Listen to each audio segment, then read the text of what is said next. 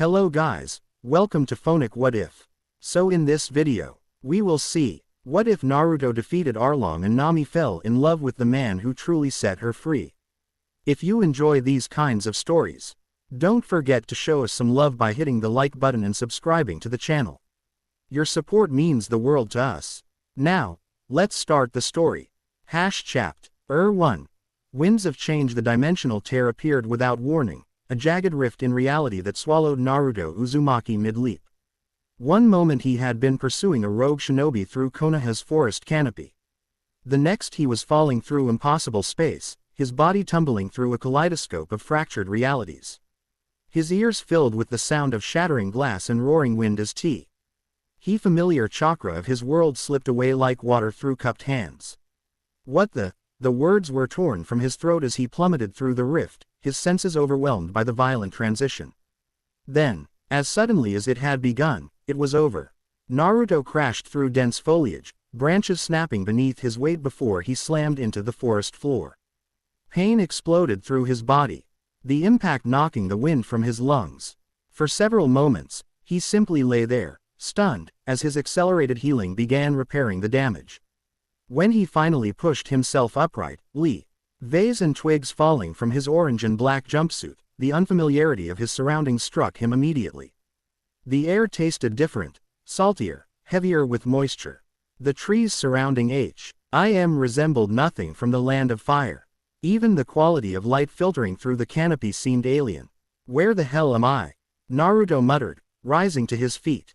He reached for his chakra, relieved to find it still responsive, if somewhat disoriented, like an instrument slightly out of tune. With practiced ease, he sent a small burst to his feet and leapt to a high branch, seeking a better vantage point. What he saw beyond the treeline stole his breath. An endless expanse of blue stretched to the horizon, an ocean vaster than any body of water he'd ever encountered. The forest abruptly ended at the shoreline perhaps half a mile ahead, where waves crashed against a pristine beach. To his left, following the curved shoreline, stood a small village of modest homes with distinctive architecture unlike anything in the five great nations. Definitely not in the land of fire anymore, Naruto whispered to himself, absently adjusting his headband. The familiar weight of the metal plate with Konoha's leaf symbol provided his only tangible connection to home. The sound of raised voices caught his attention. From his elevated position, he spotted a group of people gathered at the village's edge. Even at this distance, the tension in their postures was evident. Naruto's instincts sharpened. Throughout his life, he'd developed a finely tuned sense for trouble, and right now, that sense was screaming. Without hesitation, he began moving through the trees toward the commotion, keeping himself concealed as he approached. The villagers of Kokoyashi stood in rigid formation, their faces masks of barely suppressed terror and rage as Arlong's massive figure loomed over them. The saw-nosed fishman's laughter cut through the afternoon air like a serrated blade, his webbed hand gripping the collar of a trembling man. "Did you really think you could hide your taxes from me?" Arlong's voice carried across the village square. "After 8 years, have you learned nothing?" Genzo, the village's scarred leader with a pinwheel affixed to his hat, stepped forward despite the terror evident in his eyes. "He paid what he could, Arlong. His daughter's been sick." "Not my problem," Arlong cut him off, his jagged teeth gleaming in a predatory smile. "Humans who can't pay have no place in my empire." From his hidden position at the village's edge, Naruto observed the scene with growing disgust. The fishman towered over the humans, his blue-gray skin marked with tattoos, his massive muscular frame radiating casual cruelty. Behind him stood several other fishmen, creatures whose appearances blended human and aquatic features in unsettling ways. Most disturbing was the absolute fear on the villagers' faces, not the kind born of sudden danger, but the deep, resigned terror of long-term subjugation. These people had been suffering for years. Naruto's fists clenched involuntarily. Whatever strange world he'd fallen into, some things remained universal. Bullies abusing power over the defenseless always made his blood boil. "I told you I'd get the money," a female voice suddenly cut through the tense atmosphere. "Leave him alone, Arlong." The crowd parted as a young woman with short orange hair strode forward. She wore a confident expression that didn't quite reach her eyes, and on her left shoulder was a blue tattoo resembling Arlong's mark. Unlike the terrified villagers, she approached the fishman without visible fear. "Nami," Arlong's tone changed, becoming almost affectionate in a way that made Naruto's skin crawl. "My favorite navigator, always coming to these worthless humans' rescue. We had a deal." The woman, Nami, replied evenly. "As long as I work for you, this village is protected." She tossed a small bag that clinked with coins at Arlong's feet. "There's his payment, plus interest." Arlong released the man, who scrambled away, before bending to scoop up the bag.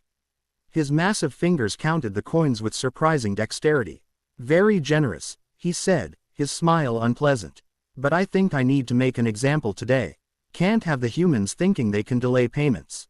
Before anyone could react, Arlong's arm shot out, grabbing a young boy who had been clinging to his mother's skirt. The woman screamed as her son was lifted into the air, dangling from the fishman's grasp. "Put him down." Nami's composed facade cracked, genuine panic flashing across her face. "Arlong, we had an agreement." "The agreement was they pay on time," Arlong countered, his grip tightening until the boy's cries became desperate gasps. Sometimes lessons need reinforcement. In that moment, something inside Naruto snapped. Without conscious thought, his body moved.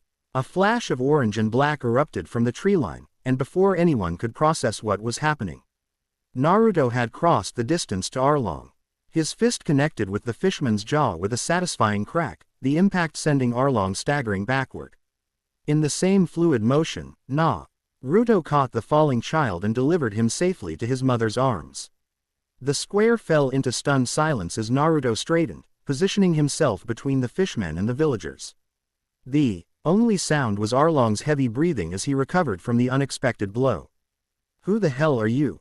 Arlong demanded, his voice a dangerous rumble as he wiped a trickle of blood from the corner of his mouth. Naruto met the fishman's gaze without flinching. "Someone who doesn't like seeing kids get hurt by overgrown bullies."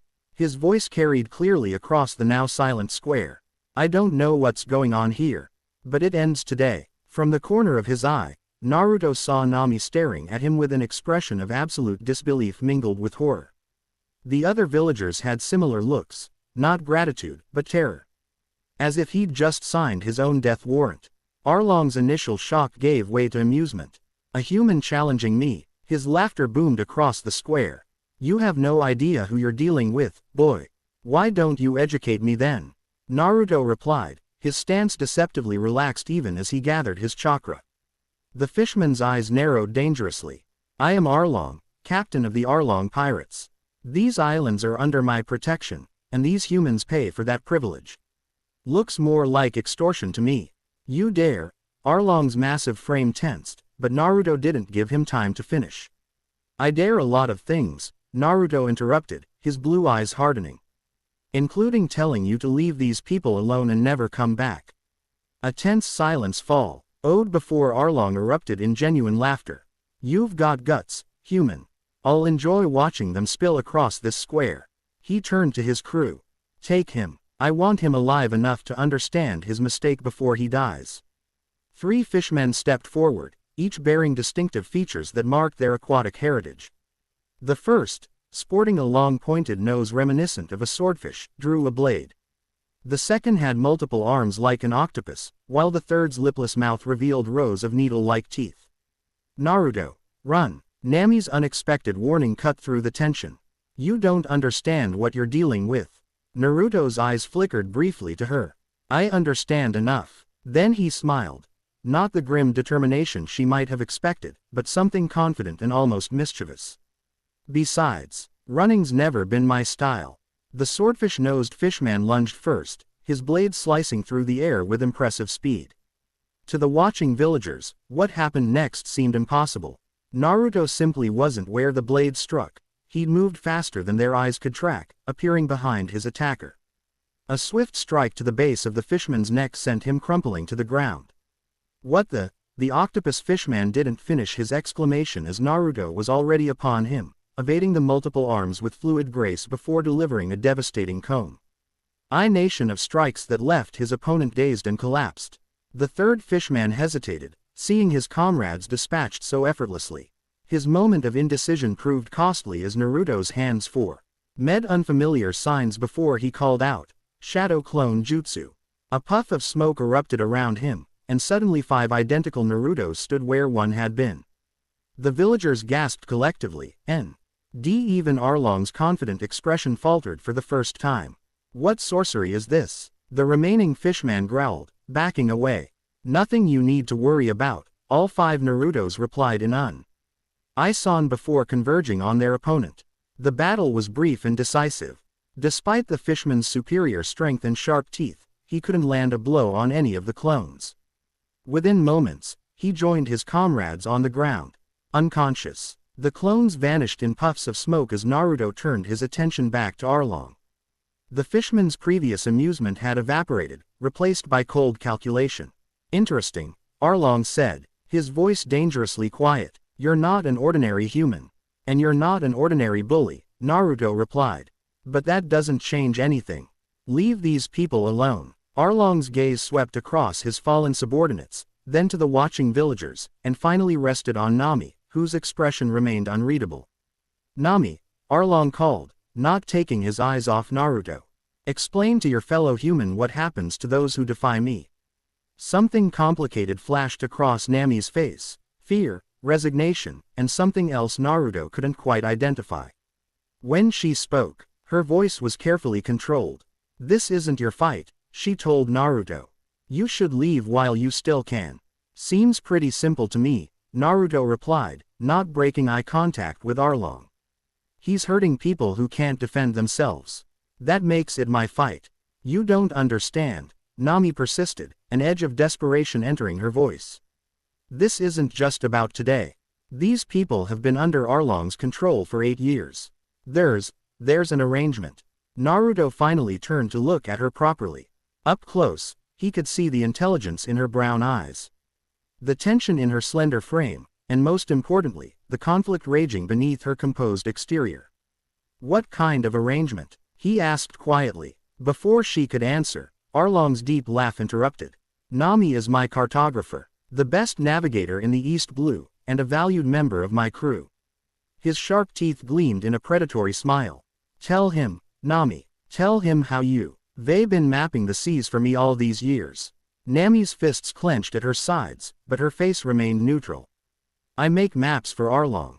In exchange, he spares this village." "She's quite the businesswoman," Arlong continued, his tone mockingly proud. "Made a deal to buy this village's freedom for 100 million berries. Been working for me and saving up for 8 years now." The villagers' expressions told Naruto everything he needed to know about this arrangement: their resentment, their helplessness, and most of all, their concern for Nami herself. "So you're holding her hostage to control these people," Naruto summarized, his voice hardening, "and making her work for you while she tries to earn their freedom." "She chose this arrangement," Arlong corrected, taking a menacing step forward. "And she's quite valuable to me, which is the only reason I haven't destroyed this pathetic village already." His eyes narrowed. "But you're nothing to me. Just another arrogant human who needs to learn his place." With unexpected speed for his massive size, Arlong lunged forward, his webbed hand clenched into a fist aimed directly at Naruto's face. The blow carried enough force to shatter stone, but it never landed. Naruto caught the punch in his open palm, his feet sliding back only slightly from the impact.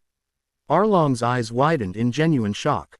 "Impossible. Naruto said conversationally, still holding Arlong's fist. "Where I come from, I've dealt with a lot of guys like you. They always underestimate me." His grip tightened until Arlong winced. "They always regret it." With a swift twist, Naruto used Arlong's own momentum against him, throwing the massive fishman across the square. Arlong crashed through the wall of an empty building in an explosion of splintered wood and dust. The villagers watched in stunned disbelief. Some backed away, clearly expecting catastrophic retaliation. Nami remained frozen, her expression unreadable. Naruto kept his eyes fixed on the demolished building, his stance ready. "You should all get somewhere safe," he said to the villagers without looking back. "This might get messy." "You don't know what you're doing," Nami insisted, finding her voice. "Arlong isn't like those others. A roar of rage interrupted her as Arlong emerged from the wreckage, debris falling from his massive frame. A trickle of blood ran from his mouth. But what truly terrified the watching villagers was his expression, pure, murderous fury. You dare. Arlong's voice was barely human in its rage. You dare. Get everyone back, Naruto shouted, recognizing the danger. To his relief, Genzo and several others began herding the villagers away from the square. Only Nami remained, her eyes wide with fear, not for herself, Naruto realized, but for him. Go with them, he told her, his voice gentler. I've got this. You don't understand his strength, she persisted. The fishmen are 10 times stronger than humans. He'll kill you. Naruto's lips quirked in a small smile. Good thing I'm not your average human then. Before she could argue further, Arlong charged, moving with blistering speed that belied his size. This time, Naruto didn't try to block the attack. Instead, he leapt upward, somersaulting over Arlong's rush and landing lightly behind him. Too slow, Naruto taunted, drawing Arlong's rage intentionally away from the retreating villagers. The strategy worked. With another roar, Arlong spun and pursued, his massive arms swinging in devastating arcs that Naruto continued to evade with fluid grace. Each missed blow further enraged the fishman, making his attacks more powerful but increasingly reckless. Stand still, you insect! Arlong snarled, his fist cratering the ground where Naruto had been a split second earlier. Not really my style, Naruto replied, landing a swift kick to Arlong's side that actually made the fishman grunt in pain. From the edge of the square, Nami watched in astonishment. In 8 years, she had never seen anyone land effective blows against Arlong.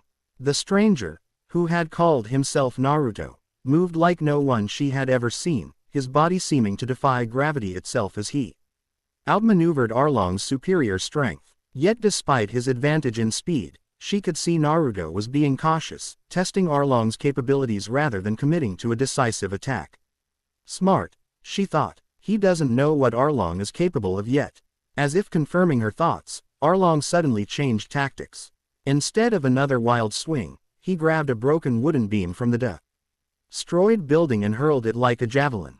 Naruto easily dodged, but Arlong had anticipated this, using the distraction to close the distance between them with explosive speed. Got you. Arlong's teeth, his most fearsome natural weapon, snapped forward in a bite that could shear through steel. At the last possible moment, Naruto substituted himself with a nearby piece of debris in a puff of smoke, leaving Arlong's jaws to close on nothing but air. Before the fishman could recover, Naruto reappeared above him, driving both feet into Arlong's back with enough force to send him crashing face first into the ground. The impact shook the square, dust billowing around Arlong's prone form. For a moment, silence fell, broken only by Naruto's light breathing as he landed a safe distance away. Is it over? Someone whispered from the gathered villagers. Their hope was premature. The dust cleared to reveal Arlong slowly pushing himself up, his expression no longer just rage, but something colder and more calculating. You're stronger than you look, Arlong acknowledged, wiping blood from his mouth. But you've only seen a fraction of my power. Without warning, Arlong lunged toward the nearest villager, a young woman who had strayed too close to the battle. Naruto's eyes widened in alarm as he realized Arlong's intent. Using his superior speed, Naruto intercepted the attack, placing himself between Arlong and his intended victim. The cost was steep. Arlong's momentum carried them both through the wall of another building. Naruto took the brunt of the impact, pain exploding through his back as they crashed through wood and stone before coming to rest in what appeared to be someone's home. Predictable, Arlong sneered, pinning Naruto beneath his superior weight. You humans and your pathetic compassion. Naruto grimaced, feeling Arlong's webbed hand close around his throat. Better than whatever you call yourself, he managed, his voice strained. I am the evolution of life itself, Arlong replied, increasing the pressure. Fishmen are the superior species. Once I conquer the East Blue, all humans will learn their place, as our slaves are our food. Despite the crushing grip on his windpipe, Naruto managed a defiant grin. You talk too much. His hands came together in a familiar sign. Shadow Clone Jutsu. Suddenly, multiple Narutos appeared throughout the room, surrounding Arlong. Before the fishman could react, they attacked simultaneously, forcing him to release his grip as he defended against the onslaught from all directions. The real Naruto rolled away, gasping for breath as his clones continued the assault. Each landed solid blows, but Naruto noticed with concern how little damage they seemed to be doing. Arlong's boast about fishman's strength hadn't been empty. His hide seemed almost impervious to normal attacks. Time to step it up, Naruto thought. As his clones maintained pressure on Arlong, Naruto extended his right hand. Chakra began swirling above his palm, condensing into a sphere of pure energy that rotated with increasing speed. The air around it distorted with the power being compressed into such a small space. Whatever technique you're preparing, it won't save you, Arlong roared, destroying the last clone with a sweeping kick. We'll see about that, Naruto replied, the completed Rasengan now spinning in his palm. This is for everyone you've terrorized. Naruto charged forward as Arlong did the same, the fishman's massive fist pulled back for a devastating blow. They met in the center of the ruined building, Arlong's punched sending with bone-shattering force just as Naruto thrust the Rasengan forward. Rasengan. The spiraling sphere of chakra connected with Arlong's chest, the energy releasing in an explosive burst. Chi sent the fishman crashing backward through multiple walls. The building's remaining structure groaned under the strain of the battle before collapsing entirely in a cloud of dust and debris.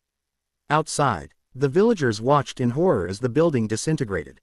For several long seconds, nothing moved in the wreckage. Then, a figure emerged from the dust, Naruto, his orange jumpsuit torn and dirty, but otherwise intact. He walked steadily back into the square, scanning the destruction for any sign of Arlong. A collective gasp from the villagers warned him seconds before he sensed the danger. Spinning around, Naruto barely avoided Arlong's savage attack as the fishman erupted from the rubble, his eyes now completely consumed by bloodlust. I will not be humiliated by a human, Arlong bellowed, his appearance significantly altered. The veins on his neck and arms bulged prominently, his muscles swelled, and most alarmingly, his nose, already reminiscent of a saw, seemed sharper, its serrated edge gleaming dangerously. You've pushed me too far, Arlong continued, his voice distorted by rage. Now you'll experience the full power of the saw-nosed shark fishman. With frightening speed, Arlong charged, lowering his head to use his nose as a weapon. Naruto leapt aside, but Arlong's attack didn't stop.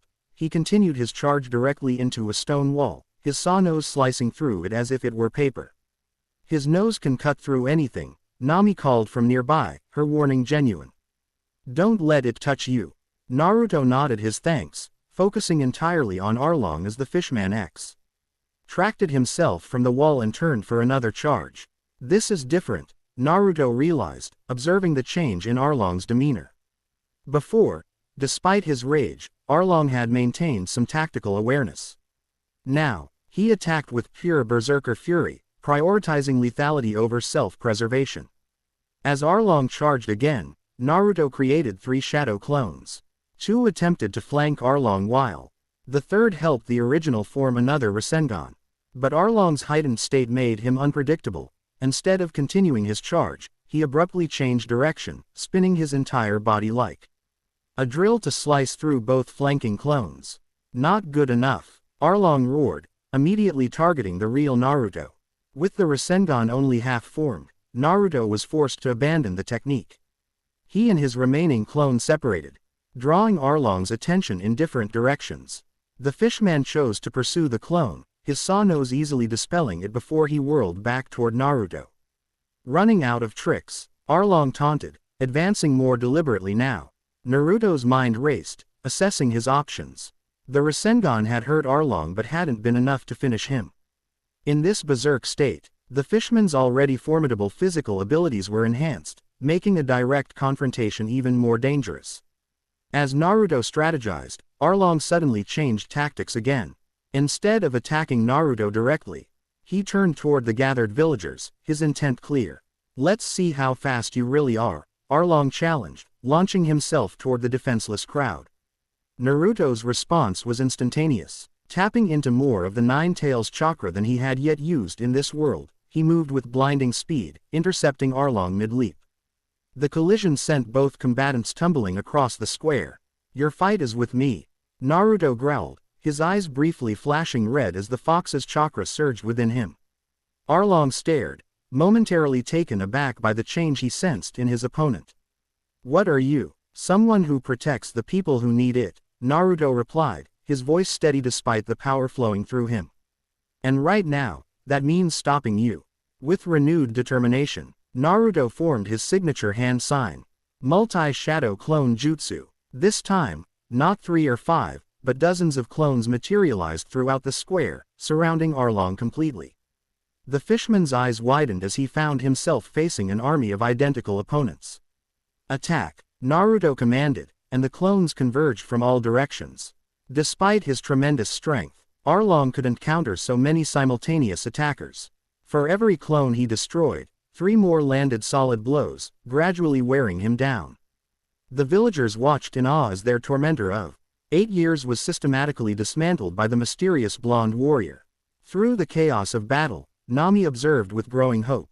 For years, Arlong had seemed invincible, his strength so far beyond human capability that resistance was unthinkable.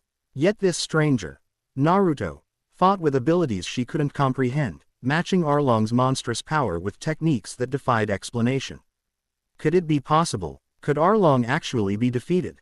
As the battle raged on, Arlong began showing signs of fatigue. His movements, while still devastatingly powerful, grew less precise. His breathing became labored, and blood flowed from numerous wounds inflicted by Naruto's relentless clones. Recognizing his disadvantage, Arlong suddenly broke through the ring of clones and raced toward the nearby canal that led to the sea. He's heading for the water. Nami shouted in alarm. If he reaches it, you won't be able to beat him. Naruto understood immediately. As a fishman, Arlong would have a tremendous advantage in his natural element. The battle's dynamic would shift entirely in his favor. Not happening, Naruto muttered, directing his remaining clones to pursue while he formed the hand signs for a different technique. As Arlong reached the canal's edge, prepared to dive to safety, Naruto completed his jutsu. Wind style. Gale palm. A tremendous burst of compressed wind erupted from Naruto's outstretched hands, striking Arlong with enough force to send him tumbling backward, away from the water's edge. The fishman crashed into the ground, momentarily stunned by the unexpected attack. Before he could recover, Naruto was upon him, a fully formed Rasengan spinning in his palm. This time, he had poured even more chakra into the technique, the sphere glowing with intense blue light. This ends now, Naruto declared, driving the enhanced Rasengan directly into Arlong's chest. The impact was catastrophic. The concentrated spiral of chakra ground against Arlong's tough hide before breaking through, the energy releasing in an explosive burst that sent the fishman hurtling backward. Arlong crashed through several buildings before coming to rest at the base of a massive structure shaped like a pagoda, Arlong Park itself, the headquarters of his operation. The force of his impact compromised the building's structural integrity. With an ominous groan, cracks began spreading up the walls of Arlong Park.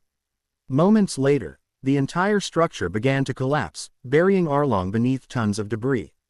Silence fell across Kokoyashi village as dust billowed from the ruins of Arlong Park. Naruto remained in his final attack position, breathing heavily as he watched for any sign of movement from the rubble. None came. Slowly, realization dawned on the gathered villagers. Murmurs of disbelief gave way to exclamations of joy, then to full-throated cheers as the truth became undeniable. Arlong had been defeated. After 8 long years of tyranny, they were free. Amid the celebrating villagers, Nami stood motionless, her expression stunned. Her hand unconsciously moved to her shoulder, touching the tattoo that had marked her as Arlong's property for so long. Tears began streaming down her face. Not the quiet tears of resignation she had shed in private for years, but overwhelming sobs of relief and disbelief. Naruto approached her cautiously, his own exhaustion evident in his slightly limping gait. "Are you all right?" Nami looked up at him, really seeing him for the first time. His blonde hair was disheveled, his strange whisker-marked face smudged with dirt and blood. His unusual orange and black clothing torn in several places. Yet his blue eyes remained clear and kind, watching her with genuine concern.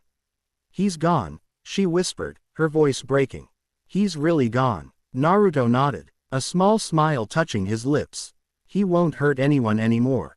Without warning, Nami threw herself forward, wrapping her arms around Naruto in a desperate embrace as years of suppressed emotion finally broke free. Her body shook with sobs against his chest, her fingers clutching the fabric of his jacket as if afraid he might disappear. Surprised by the sudden contact, Naruto hesitated before gently returning the embrace, one hand awkwardly patting her back in what he hoped was a comforting gesture. "It's okay," he murmured, unsure what else to say. "It's over now." Around them, the villagers continued their celebration, many embracing each other or falling to their knees in grateful prayer. A few approached tentatively, wanting to thank their savior but hesitant to interrupt Nami's emotional moment.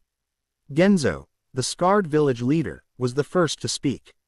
"Young man," he began, his gruff voice thick with emotion, "I don't know who you are or where you came from.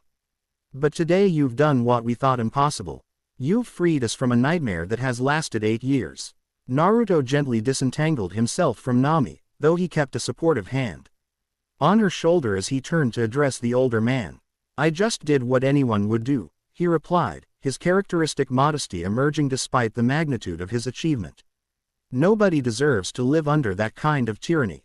"Anyone," Genzo repeated with a sad chuckle. "Boy, the Marines themselves couldn't, or wouldn't, help us. For 8 years, we've lived in fear, watching Nami sacrifice everything to try to buy our freedom." His weathered face softened as he glanced at the orange-haired woman. "And you accomplished in a single afternoon what armies couldn't do." Before Naruto could respond, Nami composed herself enough to speak. "How did you do it?" she asked, wiping tears from her face. "Those techniques, I've never seen anything like them." Naruto scratched the back of his head, a gesture that seemed oddly boyish given the power he had just displayed. "Well, that's kind of a long story. I'm not exactly from around here. That much is obvious," Nami replied, a hint of her natural sharpness returning despite her emotional state. "But those copies of yourself, that spinning energy ball, the way you moved, no human can do those things." "Where I come from, they can," Naruto said simply. "I'm a shinobi, a ninja, from Konohagakure, the village hidden in the leaves." The blank looks he received confirmed what he had begun to suspect. He wasn't just in an unfamiliar region, but in an entirely different world. "I've mapped the entire East Blue," Nami said slowly, "and I've never heard of any hidden village or ninjas with powers like yours. I think." Naruto paused, trying to find the right words to explain something he barely understood himself. "I think I might have crossed between worlds somehow. During a mission, there was this strange tear in reality, and I fell through it. Next thing I knew, I was here." Under normal circumstances, such a claim would have been met with disbelief, perhaps even mockery. But the villagers of Kokoyasi had just witnessed his stranger perform feats that defied explanation. After living alongside fishmen for 8 years, the concept of alternative worlds seemed no more fantastic than their daily reality. "Another world," Nami repeated thoughtfully. Her analytical mind, honed by years of cartography and navigation, began processing this information. That would explain a lot. Further discussion was interrupted by shouts from the direction of the harbor. A group of villagers came running, their expressions anxious. "Ships approaching," one called. 3 of them, they look like marine vessels. A ripple of concern passed through the crowd. Naruto, sensing the shift in mood, looked questioningly at Nami. "The Marines are this world's military force," she explained quickly. "They're supposed to maintain order and justice, but around here." Her expression darkened. "Many of them are in Arlong's pocket. They've ignored his tyranny for years in exchange for bribes." Naruto's eyes narrowed. "So they might not be happy about what just happened." "Exactly," Nami confirmed. "If corrupt Marines arrive, they might try to arrest you, or worse, help any surviving fishmen re-establish control." The implications were clear. Despite Arlong's defeat, Kokoyasi village's troubles might not be over. "Then we'd better be ready for them," Naruto said, straightening despite his fatigue. "I didn't go through all that just to let some corrupt officials undo it." Genzo stepped forward. "We'll stand with you. After what you've done for us, we won't let them take you." Naruto was touched by the offer, but shook his head. "You've all suffered enough. Let me handle this my way first." With that, He formed the now familiar hand sign. Shadow Clone Jutsu. A dozen clones appeared, each sharing a determined nod with the original before dispersing throughout the village. Some took positions on rooftops, others moved toward the harbor, and a few transformed their appearance completely using the transformation jutsu, blending in with the villagers. What are they doing? Nami asked, watching the clones deploy with military precision. Reconnaissance and preparation, Naruto replied. They'll let us know what we're dealing with. If these Marines are just doing their job, fine. But if they're here to cause trouble. His expression hardened. Well, they'll find out what happened to Arlong. The next hour passed in tense anticipation. The villagers, torn between celebrating their newfound freedom and preparing for potential conflict, gathered what weapons they could find, mostly farming implements and a few ancient swords kept as heirlooms. Naruto, meanwhile, used the time to recover his strength. Though his enhanced healing had already mended the worst of his injuries, the battle with Arlong had depleted more of his chakra than he'd anticipated. This world seemed to affect his energy differently, making techniques more taxing than they would have been in Konoha. Nami stayed by his side, her initial emotional breakdown giving way to focused determination. As they waited for word from the clones, she filled him in on more details of their world, the Four Blues, the Grand Line, the importance of the Marines as a global force, and the prevalence of pirates. So Arlong was a pirate? Naruto asked, sitting on a low wall at the village's edge, keeping watch toward the harbor. Yes, but fishmen pirates are different, Nami explained, unconsciously rubbing her tattooed shoulder. They hate humans because of centuries of discrimination. Arlong's crew was especially brutal. They saw humans as inferior beings, fit only for exploitation or extermination. Naruto nodded thoughtfully. Reminds me of some groups from my world. Hatred based on what people are, not who they are. His expression grew distant. I've dealt with that kind of prejudice my whole life. Something in his tone made Nami look at him more closely. What do you mean? Before Naruto could answer, one of his clones arrived in a blur of movement, dispelling itself immediately upon reaching them. Naruto closed his eyes briefly as the clone's memories transferred to him. 3 Marine ships have docked, he reported, standing up. Our commander is someone named Nezumi, a man with whiskers drawn on his face. My clone overheard him giving orders to arrest whoever defeated Arlong and to secure any treasure on the premises. Nami's expression hardened. Nezumi, I should have known. At Naruto's questioning look, she elaborated. He's been Arlong's marine contact for years. Completely corrupt. He's not here for justice. He's her. To steal Arlong's wealth and cover up what happened. Then we stop him, Naruto said simply.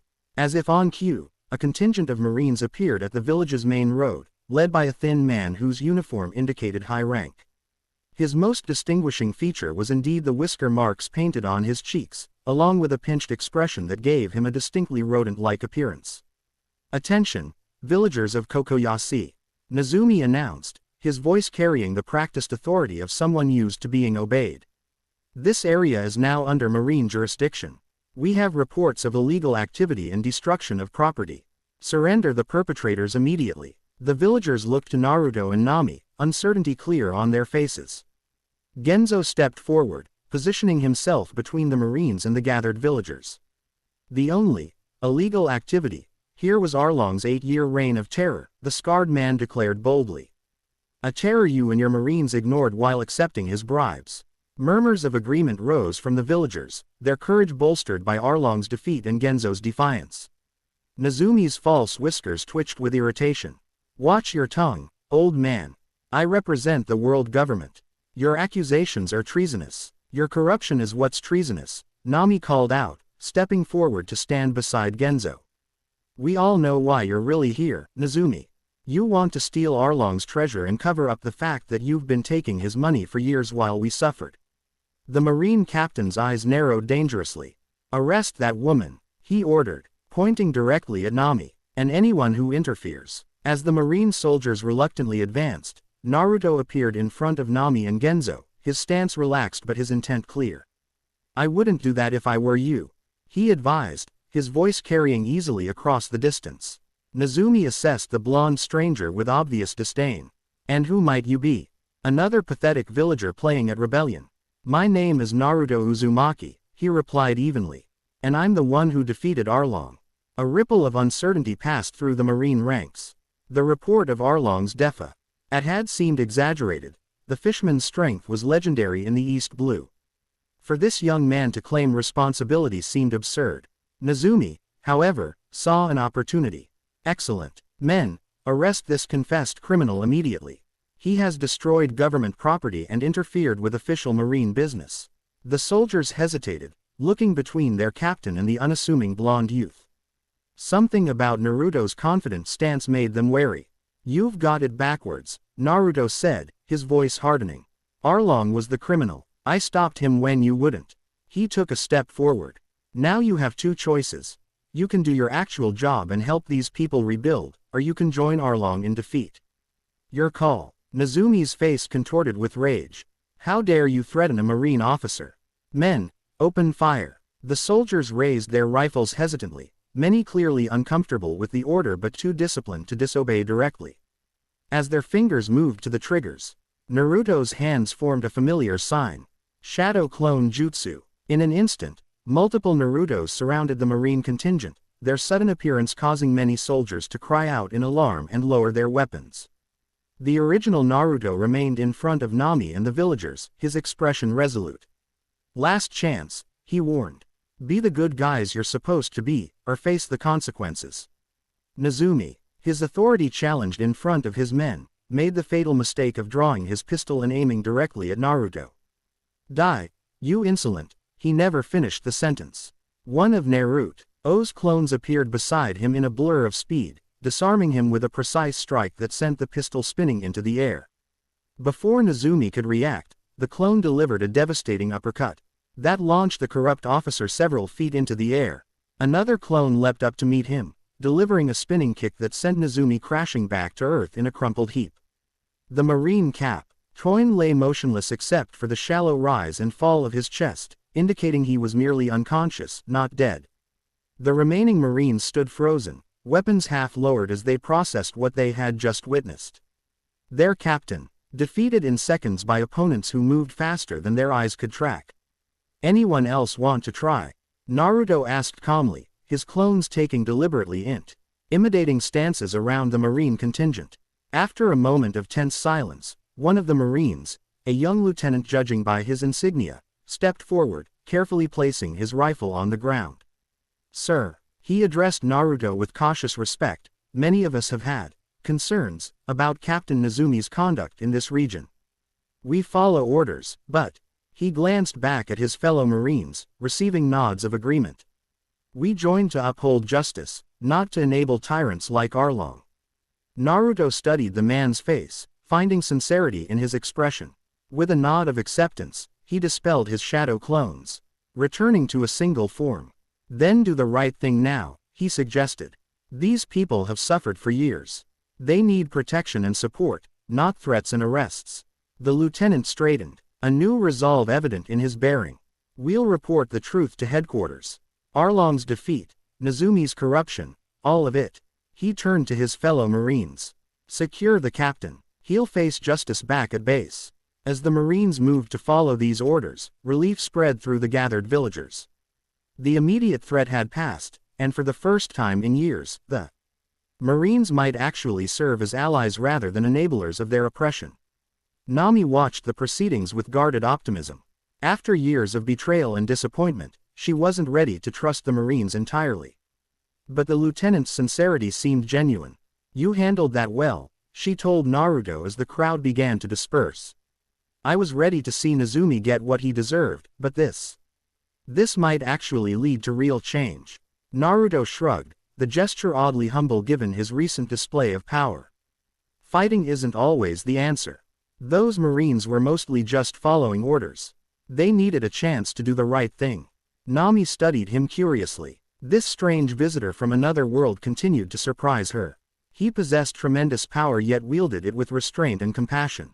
He fought with the ferocity of a demon when necessary, yet showed mercy when possible. You're not what I expected, she admitted. What did you expect? Naruto asked, genuine curiosity in his voice. Nami considered the question. I don't know. After meeting so many pirates and marines, I thought I'd seen every kind of fighter. But you're different. She gestured vaguely toward him. Those techniques, that power, and yet you're using it to help people you've never met before. That's what being a shinobi means to me, Naruto replied, his expression earnest. Power isn't worth anything if you don't use it to protect people who need it. The sincerity in his voice touched something deep within Nami, a part of herself that had been buried beneath years of survival instincts and forced pragmatism. Before she could respond, however, they were interrupted by excited shouts from the direction of what remained of Arlong Park. Nami, Nami, come quickly. It was Nojiko, Nami's adopted sister. Her face alight with excitement despite the dust covering her blue hair. What is it? Nami called back, immediately concerned. The treasure. Arlong's treasure room survived the collapse. Nojiko exclaimed. It's all there, including your savings. Nami froze, the implications washing over her like a wave. My money. All 100 million berries. Nojiko confirmed. You did it, Nami. You have enough to buy the village's freedom. For the second time that day, tears filled Nami's eyes, but these were tears of pure joy. After 8 years of stealing, saving, and suffering, she had finally accumulated the sum Arlong had demanded for Kokoyasi village's liberty. The fact that Arlong himself was no longer around to collect it was almost irrelevant compared to the achievement itself. I did it, she whispered, her voice breaking. I actually did it. Naruto watched her, understanding dawning on his face. That's what you've been working for all this time. To buy everyone's freedom. Nami nodded, too overcome to speak further. The weight of years of sacrifice and struggle pressed down on her, even as the relief of success lifted her spirit.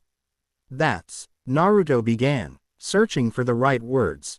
That's incredible, Nami. All this time, you were fighting for them in your own way. Before she could respond, Genzo approached, his weathered face set in a determined expression. Nami, that money is yours, he declared firmly. You earned every berry of it through blood and tears.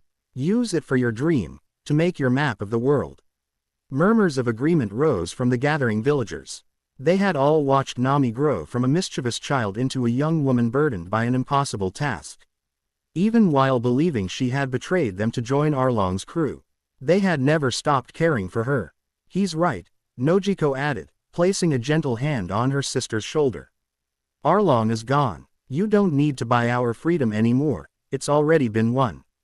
She glanced meaningfully at Naruto. Thanks to him. Nami looked around at the faces of her friends and neighbors, people she had fought to protect for 8 long years, often at the cost of their trust in her own happiness. Now they were offering her the chance to pursue her own dreams, free from obligation. The magnitude of the moment overwhelmed her. Without warning, she sank to her knees, her hands covering her face as she wept openly.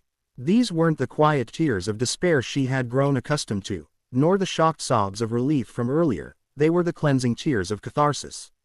Washing away years of suppressed emotion, Naruto stood awkwardly nearby, unsure how to respond to such raw emotion.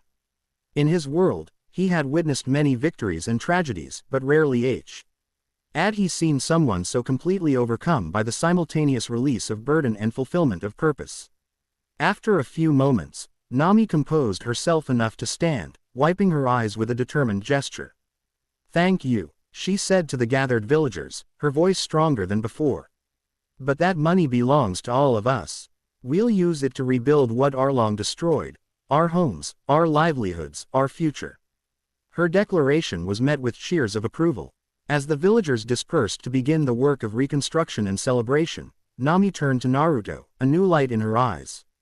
I wouldn't have this choice without you, she said simply. You didn't just defeat Arlong, you gave me back my future. Naruto smiled, a warm, genuine expression that transformed his battle-weary face. You earned it, Nami. All I did was remove an obstacle no one else could defeat in 8 years, she countered. Don't downplay what you did. After a brief hesitation, she asked, what will you do now? Try to find a way back to your world. The question gave Naruto pause. In the chaos of arrival and battle, he hadn't had time to consider his next steps. The realization that he was true. Why in another world, one governed by different rules and populated by unfamiliar peoples, began to sink in more deeply. I don't even know where to start, he admitted. The dimensional tear that brought me here appeared without warning. I have no idea how to recreate it or if it's even possible. Nami studied him thoughtfully. The world is vast, with many mysteries, especially on the Grand Line. If there's a way back to your home, that's probably where you'll find it. A slight smile touched her lips. And as it happens, I'm a navigator who dreams of mapping the entire world. The implication was clear, though Naruto was characteristically slow to grasp it. Are you offering to help me? I'm offering more than that, Nami replied, her confidence growing with each word. I'm offering you a place on my journey. I've been planning to set out to sea once I was free of Arlong. With the treasure, I can buy a proper ship, gather supplies. She paused, looking directly into his eyes. But every ship needs a crew. And after what I've seen today, I can't imagine a better first crewmate than you. Naruto blinked in surprise. You want me to join your crew? To sail with you? Why not? Nami challenged. You're in a strange world with no connections, no knowledge of its geography or dangers. I'm a navigator with the funds and skills to travel it. You have incredible fighting abilities that would ensure our safety. It seems like a perfect arrangement. Put that way, the logic was undeniable. Still, Naruto hesitated. I have responsibilities back home. People who depend on me. And we'll keep looking for a way to get you back, Nami assured him. But in the meantime, you need to survive in this world. Why not do it while having an adventure? The word, adventure, struck a chord with Naruto. Despite the gravity of his situation, there was something undeniably appealing about exploring a completely new world, one filled with oceans and islands and strange beings like the fishmen. And traveling with someone who knew this world intimately would certainly increase his chances of finding a way home. Plus, he had to admit, there was something about Nami, her resilience, her determination. Her unflagging loyalty to her village despite years of apparent betrayal, that resonated with him. All right, he said finally, extending his hand. Partners. Nami's smile broadened as she clasped his hand firmly. Partners. As the sun began to set over Kokoyasi village, casting long shadows across the ruined remnants of Arlong Park, the unlikely pair sealed their agreement. Neither Su LD know what challenges awaited them on the vast oceans of this strange world, but both felt the stirring of something new, a friendship forged in fire, and perhaps, the beginning of something more. Behind them, the village began preparations for a celebration unlike any they had experienced in 8 years. Tonight would be for joy and remembrance. Tomorrow would be for rebuilding. And the day after that would be for setting sail into the unknown. For Nami, it was the fulfillment of a childhood dream long deferred. For Naruto, it was the beginning of an unexpected journey in a world beyond his imagination. For both, it was freedom, hard-won, precious, and full of possibility. As darkness fell, the stars of an unfamiliar sky twinkled above them, a cosmic map to adventures yet to come. Chapter 1 End. Chapter 2. Tides of Consequence. 3 weeks after Arlong's defeat, Kokoyasi village pulsed with renewed life. Scaffolding framed half-rebuilt homes, the constant rhythm of hammers and saws filled the air. And laughter, genuine laughter, echoed through streets that had known only fear for 8 years. The village square, once the site of Naruto's decisive battle against Arlong, now served as the community's gathering place each evening, where villagers shared meals, stories, and plans for a future they could finally imagine. Dawn broke over the eastern horizon, painting the sky in amber and gold as Naruto sat cross-legged on the beach, eyes closed in meditation.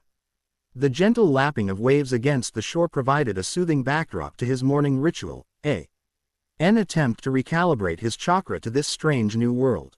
He'd discovered that while his techniques still worked, they required more precise control, as if the natural energy here flowed differently through his pathways.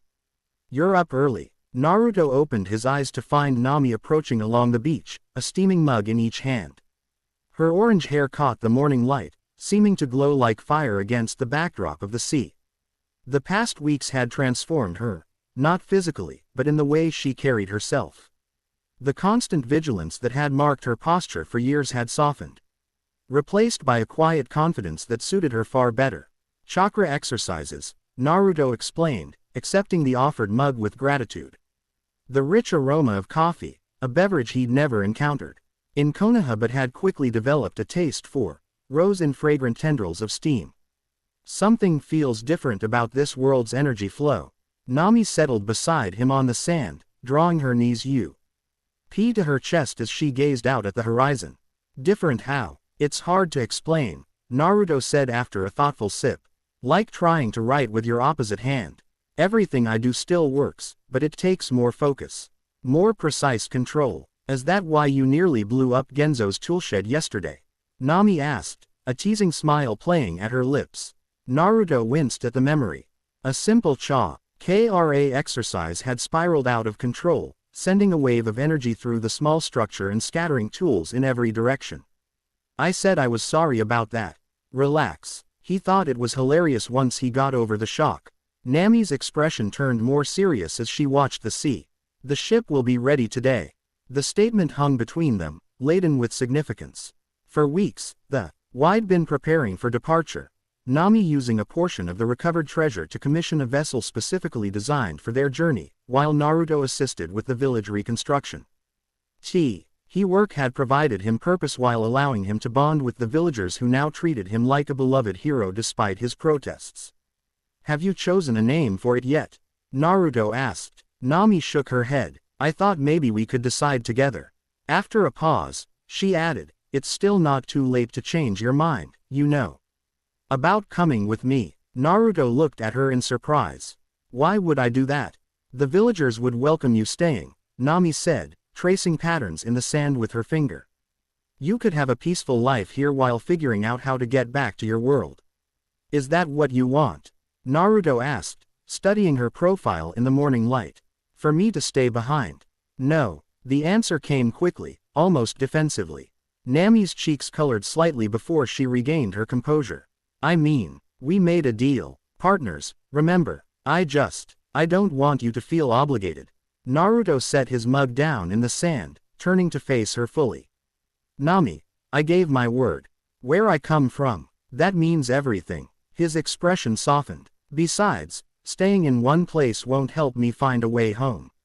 And sitting around isn't really my style. Relief flickered across Nami's features before she masked it with her usual pragmatism. Good, because I've already had them install a special bunk for you. Would have been a waste otherwise. Naruto grinned, recognizing the deflection for what it was. In the weeks they'd spent together, he'd come to understand Nami's defenses, how she retreated behind practicality when emotions threatened to overwhelm her. It was a survival mechanism developed through years of living a double life, pretending loyalty to Arlong while secretly working against him. Their conversation was interrupted by a distant shout. Turning toward the village, they spotted Nojiko waving urgently from the path leading to the beach. Something's wrong, Nami murmured, already on her feet. They abandoned their mugs and hurried up the sandy path. Nojiko met them halfway, her expression grim despite her attempt at a casual tone. Don't react too obviously, she said quietly as they came within earshot, but marine vessels were spotted approaching the island, at least 4 of them. Too many for a routine patrol. Naruto felt Nami tense beside him. Since the confrontation with Captain Nezumi, they'd been anticipating some form of retaliation. The corrupt officer had powerful connections, and Naruto's public humiliation of him wouldn't go unanswered. How long? Nami asked, her voice steady despite her evident concern. An hour, maybe less, Nojiko replied. Genzo's already preparing the ship for immediate departure. Naruto nodded, his mind shifting to tactical assessment, a habit ingrained through years of ninja training. We need to draw them away from the village. If they're coming for me, I don't want Kokoyashi caught in the crossfire. They're not just coming for you, Nami said, her expression darkening. They're coming for me too. Nezumi knows I have Arlong's treasure. Even with what we've spent on rebuilding and the ship, it's still a fortune. Nojiko gripped her sister's arm. You need to leave now, before they arrive. The village will be fine. We'll claim ignorance about your whereabouts. But the ship isn't fully supplied yet, Nami protested. We'll manage, Naruto cut in. Better to leave with what we have than risk capture. After a moment's hesitation, Nami nodded in agreement. You're right, let's go. The next 30 minutes passed in a blur of focused activity. While the villagers created Distractions along the main harbor. Arrangements of fishing boats and equipment designed to slow any marine landing. Naruto and Nami made final preparations at a small, secluded cove where their vessel awaited. The ship was smaller than traditional pirate vessels but perfect for their needs. A sleek, two-masted craft with a shallow draft for navigating coastal waters and enough cabin space for comfortable living. Its most distinctive feature was the figurehead, a stylized spiral pattern that resembled both a whirlpool and the symbol on Naruto's Konoha headband, a design Nami had secretly commissioned as a surprise. "She's beautiful," Naruto said appreciatively as they approached. Nami allowed herself a proud smile. "Wait until you see how she handles." Genzo and several villagers were already loading the last of their supplies, barrels of fresh water, preserved food, navigational equipment, and other essentials. The older man's face was set in grim determination as he secured a crate to the deck. "We've packed what we could," he told them as they boarded. "Should be enough to reach the next major port." Nami embraced him tightly. "Thank you for everything, Genzo." The scarred man renewed the embrace before holding her at arm's length, his eyes suspiciously moist. "You take care of yourself out there. Both of you." He fixed Naruto with a pointed look. "I'm entrusting you with something precious, understand?" "I understand," Naruto replied solemnly. The weight of the responsibility settled on his shoulders, not as a burden, but as a promise. As the final preparations were completed, the sound of distant shouting carried from the main village. Marine forces had arrived at the harbor. "Time to go," Nojiko urged, giving her sister one last fierce hug. "We'll hold them off as long as we can." With practiced efficiency, Nami took command of their departure, directing Naruto where to release mooring lines and adjust sails. Despite his inexperience with sailing, he followed her instructions precisely, his ninja agility proving useful as he leapt between tasks. The small vessel slipped silently from the cove, its white sails catching the morning breeze. From the shore, the gathered villagers watched in tense silence as the ship that carried their saviors disappeared around the island's southern curve, following a route Nami had chosen specifically to avoid immediate detection. On deck, Naruto stood beside Nami at the helm, feeling the unfamiliar sway of the vessel beneath his feet. The island of Kokoyasi, his first anchor in this strange world, gradually receded behind them, its outline growing fainter against the horizon. "You never told me the ship's name," he reminded her, breaking the somber silence. Nami's hands rested confidently on the wheel, her eyes fixed on the sea ahead. After a moment, she answered softly, "I'm calling her Maelstrom Freedom." Naruto recognized the significance immediately. Naruto, translated roughly to Maelstrom, in his language, coupled with the freedom he had helped bring to Nami and her village. The sentiment behind the name touched him deeply. "It's perfect," he said simply. A small smile tugged at Nami's lips, though her eyes remained focused on navigation. "I thought so too." As the Maelstrom Freedom cut through the waves, leaving Kokoyasi Island behind, neither spoke further. There was no need. The weight of they were leaving behind and the uncertainty of what lay ahead created a shared understanding that transcended words. For better or worse, their journey had begun. Captain Nezumi's rage was atop Ngible force as he stormed through Kokoyasi village, his marine uniform impeccably pressed despite the perspiration beading on his forehead. The painted whiskers on his cheeks, a vanity that had once seemed merely eccentric, now appeared grotesque against his flushed skin. "Search every building," he commanded, his voice shrill with frustration. "They can't have simply vanished." Around him, marine soldiers moved with reluctant efficiency, their discomfort evident as they entered homes and businesses. Many had heard rumors about what had transpired on this island, how a single young man had defeated the infamous Arlong when the Marines had failed to act for years. Such stories bred unease among the rank and file, particularly when ordered to pursue the very person responsible for delivering justice where they had not. Genzo stood in the village square, arms crossed defiantly as he watched the search unfold. Other villagers gathered behind him, a united front against the intrusion. "This is harassment," Genzo stated when Nezumi approached. "You have no authority to disrupt our village without cause." Nezumi's thin lips twisted into a sneer. "I have every authority, old man. I'm pursuing dangerous criminals." a thief who stole marine property and an unknown assailant who attacked government officials. Funny how you never considered Arlong a criminal despite his actions, Genzo countered. Perhaps your definition is selective. The captain's hand twitched toward his sidearm, but he restrained himself, aware of the many witnesses. Where are they? He demanded instead. The orange-haired woman and the blonde foreigner.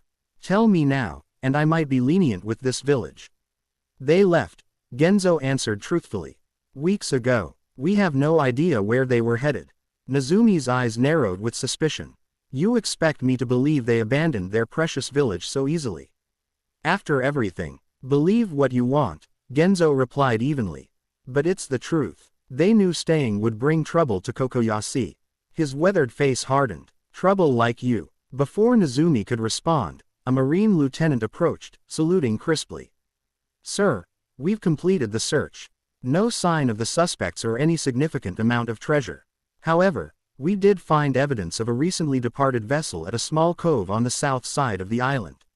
Nozumi rounded on him. And you're just reporting this now? Incompetent fool. Without waiting for a response, he barked orders, all units back to the ships. We'll pursue them by sea. As the Marines began withdrawing from the village, Nozumi jabbed a finger at Genzo. This isn't over, old man. Harboring criminals is a serious offense. When I return, I'll have proper authority to turn this village upside down. We'll be waiting, Genzo replied calmly. Just like we waited 8 years for you to do your job with Arlong. The captain's face contorted with rage, but with a final venomous glare, he turned and marched toward the harbor. His subordinates falling in behind him. Once the Marines were out of earshot, Nojiko approached Genzo, concern evident in her eyes. They'll pursue them. Yes, Genzo agreed, his expression grim but resolute. But Nami is the best navigator in the East Blue, and that young man. A hint of a smile touched his lips. Well, I almost pity anyone foolish enough to corner him. Around them, the villagers of Kokoyashi exchanged knowing looks. Their saviors might have left, but their spirit remained, a legacy of courage that had transformed a community broken by tyranny into one united in defiance. Should we have told them about the other Marine? A villager asked quietly. Genzo shook his head. No, let Nozumi discover that complication on his own. The less he knows about who else is interested in our friends, the better. As the marine vessels prepared to depart from the main harbor, none of their crew noticed the solitary figure watching from the forested hillside above. A tall man in a pristine white coat with "Justice" emblazoned across the back, smoking 2 cigars simultaneously as he observed the proceedings with calculating eyes. The maelstrom Freedom skimmed across the waves, its sails taut with a favorable wind that seemed to understand their need for haste. Nami moved about the deck with practiced efficiency, adjusting lines and checking their heading. While Naruto assisted as best he could, his inexperience with sailing offset by his willingness to learn and his incredible physical abilities. They'll be following by now, Nami said, glancing back at the empty horizon behind them. Nozumi isn't intelligent, but he's persistent. Naruto nodded, securing a line as she had shown him. How long until we reach the next island? If this wind holds, we should reach Logatown by tomorrow afternoon. Nami consulted the compass before making a slight adjustment to their course. It's our best option. Large enough to disappear in, with plenty of ships coming and going. We can resupply there and plan our next move. Logatown, Naruto repeated, testing the unfamiliar name. Anything I should know about it? Nami's expression turned contemplative. They call it the town of the beginning and the end. It's where Gold Roger, the pirate king, was born and executed. A hint of excitement crept into her voice despite their circumstances. It's the last major port before the Grand Line. The mention of the Grand Line sparked Naruto's interest. During their weeks in Kokoyashi, Nami had told him about this mysterious sea, a place of impossible weather, powerful currents, and phenomena that defied explanation. If anywhere in this world might hold clues to interdimensional travel, the Grand Line seemed the most likely candidate. So after Logatown, that's where we're headed. The Grand Line, Nami nodded, her eyes bright with determination. It's where I need to go to fulfill my dream of mapping the world. And if there's any place likely to have answers about getting you home, it's there. As the day progressed, they settled into a comfortable rhythm of sailing, with Nami teaching Naruto the basics of navigation and seamanship. Despite the circumstances of their departure, there was an undeniable exhilaration in their journey, the freedom of the open sea, the partnership of shared purpose, the beginning of an adventure neither had anticipated. By late afternoon, dark clouds gathered on the western horizon, promising rough weather ahead. Nami studied them with the practiced eye of an experienced navigator, calculating their options. "We'll need to prepare for a storm," she announced. "Not a major one, but enough to make things interesting." Naruto looked from the approaching clouds to their small vessel with concern. "Will the ship hold up?" "The Maelstrom Freedom was built for weather like this," Nami assured him, already moving to secure loose items on deck. "Besides, a storm might be exactly what we need right now." "How so?" "Marine ships are built for stability and firepower, not maneuverability," she explained, expertly tying down a barrel. "In rough seas, we have the advantage, especially with my navigation skills. If Nezumi is following us, this storm could help us lose him." As if responding to her assessment, a distant crack of thunder rolled across the water. The wind freshened, carrying the scent of rain and electricity. Nami's expression turned focused, almost eager, as she took the helm. "Secure that hatch," she directed, "then get ready to adjust the mainsail when I tell you." Naruto complied without question, trusting her expertise implicitly. There was something compelling about watching Nami in her element, the confidence in her movements, the decisive way she assessed conditions and made adjustments. Here, on the open sea with a storm approaching, she was completely in command. When the rain finally hit, it came as a solid wall of water, drenching them instantly. The ship pitched as waves grew higher. Their crests whipped to foam by increasingly powerful winds. Rather than fighting directly against the storm, Nami skillfully used its energy, adjusting their course to ride the building swells. "Reduce the mainsail by half," she called over the howling wind. "We need enough canvas to maintain speed but not so much we risk tearing." Naruto moved to comply, his enhanced strength proving invaluable as he wrestled with lines made slippery by rain. Despite the dangerous conditions, he found himself grinning, energized by the raw power of the elements around them. This was life at its most fundamental, a direct confrontation with nature's might, requiring all their skill and determination to survive. Through sheets of rain, Nami caught sight of his expression and couldn't help but share his excitement. "Having fun," she shouted, her own face alight with the thrill of navigation. "This beats meditation practice," Naruto called back, securing the reefed sail. For hours, they battled the storm together, communicating through shouted instructions and intuitive cooperation. As darkness fell, navigation became even more challenging, with only intermittent lightning illuminating their surroundings. Yet Nami never hesitated, guiding their vessel through the tempest with uncanny precision. Finally, near midnight, the storm began to abate. Exhausted but triumphant, they found themselves in calmer waters. The worst of the weather now behind them. That, Naruto declared, collapsing onto a rain-soaked bench near the helm, was incredible. Nami joined him, equally drenched and tired but satisfied. "You did well for your first storm. I had a good teacher." The genuine admiration in his voice brought a flush to Nami's cheeks, visible even in the dim light of the ship's lanterns. "Yes, well," she said, recovering her composure, "the good news is we've almost certainly lost any pursuit. That storm would have forced Nezumi's ships to alter course significantly." Naruto nodded, pushing wet hair from his forehead. "So we're safe for now." "Safe enough to get some rest," Nami confirmed. "The wind's steady, and I've set our course. We can take turns keeping watch." "I'll go first," Naruto offered. "You've been at the helm for hours." Nami looked ready to protest but reconsidered as fatigue caught up with her. "Wake me in 4 hours, then. And if anything changes, weather, other ships, anything unusual, get me immediately." "I promise," Naruto assured her. With a grateful nod, Nami disappeared below deck to the small cabin they shared. Alone on deck, Naruto took a deep breath of the clean, post-storm air and gazed up at stars now emerging from dissipating clouds. The constellations were entirely unfamiliar, a constant reminder of how far he was from home. Yet strangely, the realization didn't bring the sharp pain of displacement he might have expected. Instead, there was a curious sense of possibility, of new horizons waiting to be explored. His life in OHA had been defined by struggle and determination, by the constant effort to earn recognition and respect.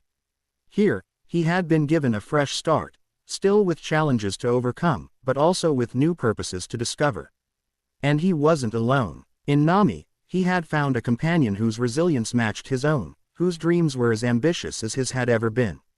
Their partnership, born of crisis and forged through shared victory, provided an anchor in this alien world. Lost in thought, Naruto almost missed the distant flicker of light on the horizon.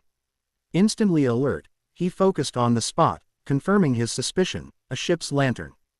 Too far to identify but definitely following their general course. Marine pursuit, pirates, some innocent vessel happened to be traveling the same route.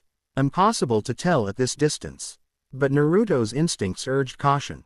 Despite Nami's instructions to wake her if anything changed, he hesitated. She needed rest, and there was no immediate danger.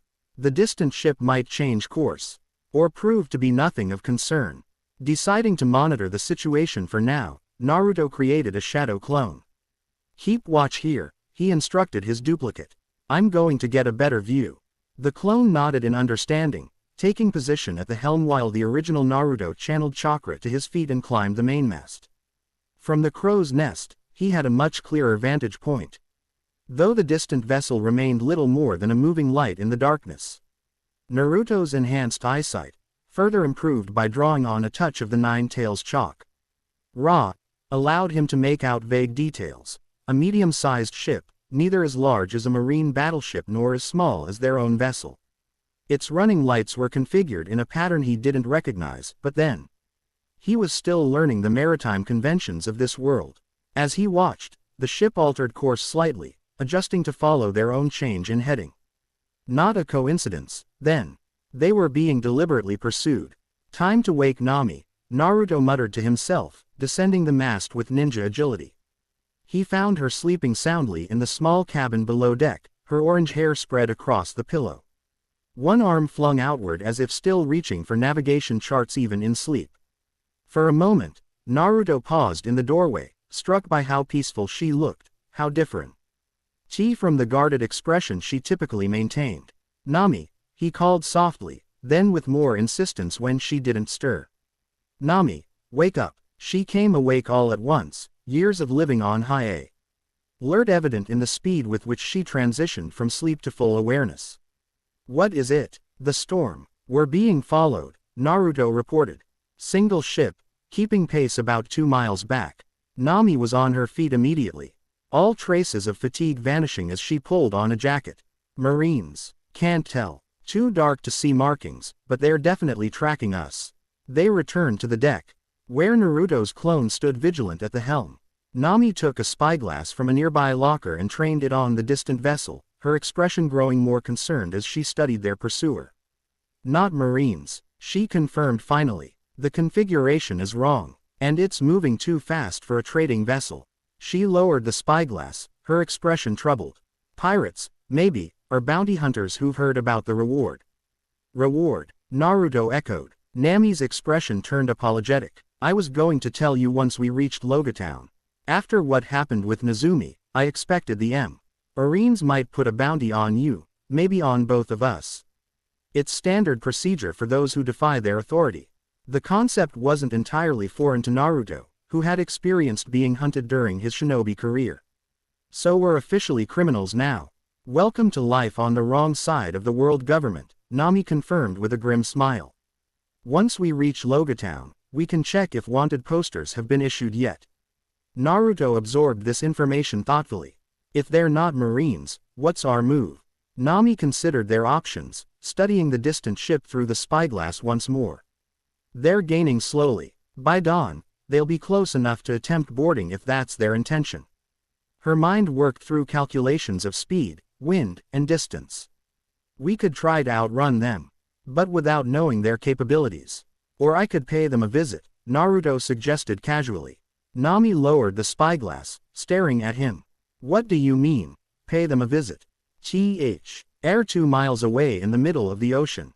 With a confident grin, Naruto formed his signature hand sign. "Shadow Clone Jutsu. A single clone appeared beside him on the deck.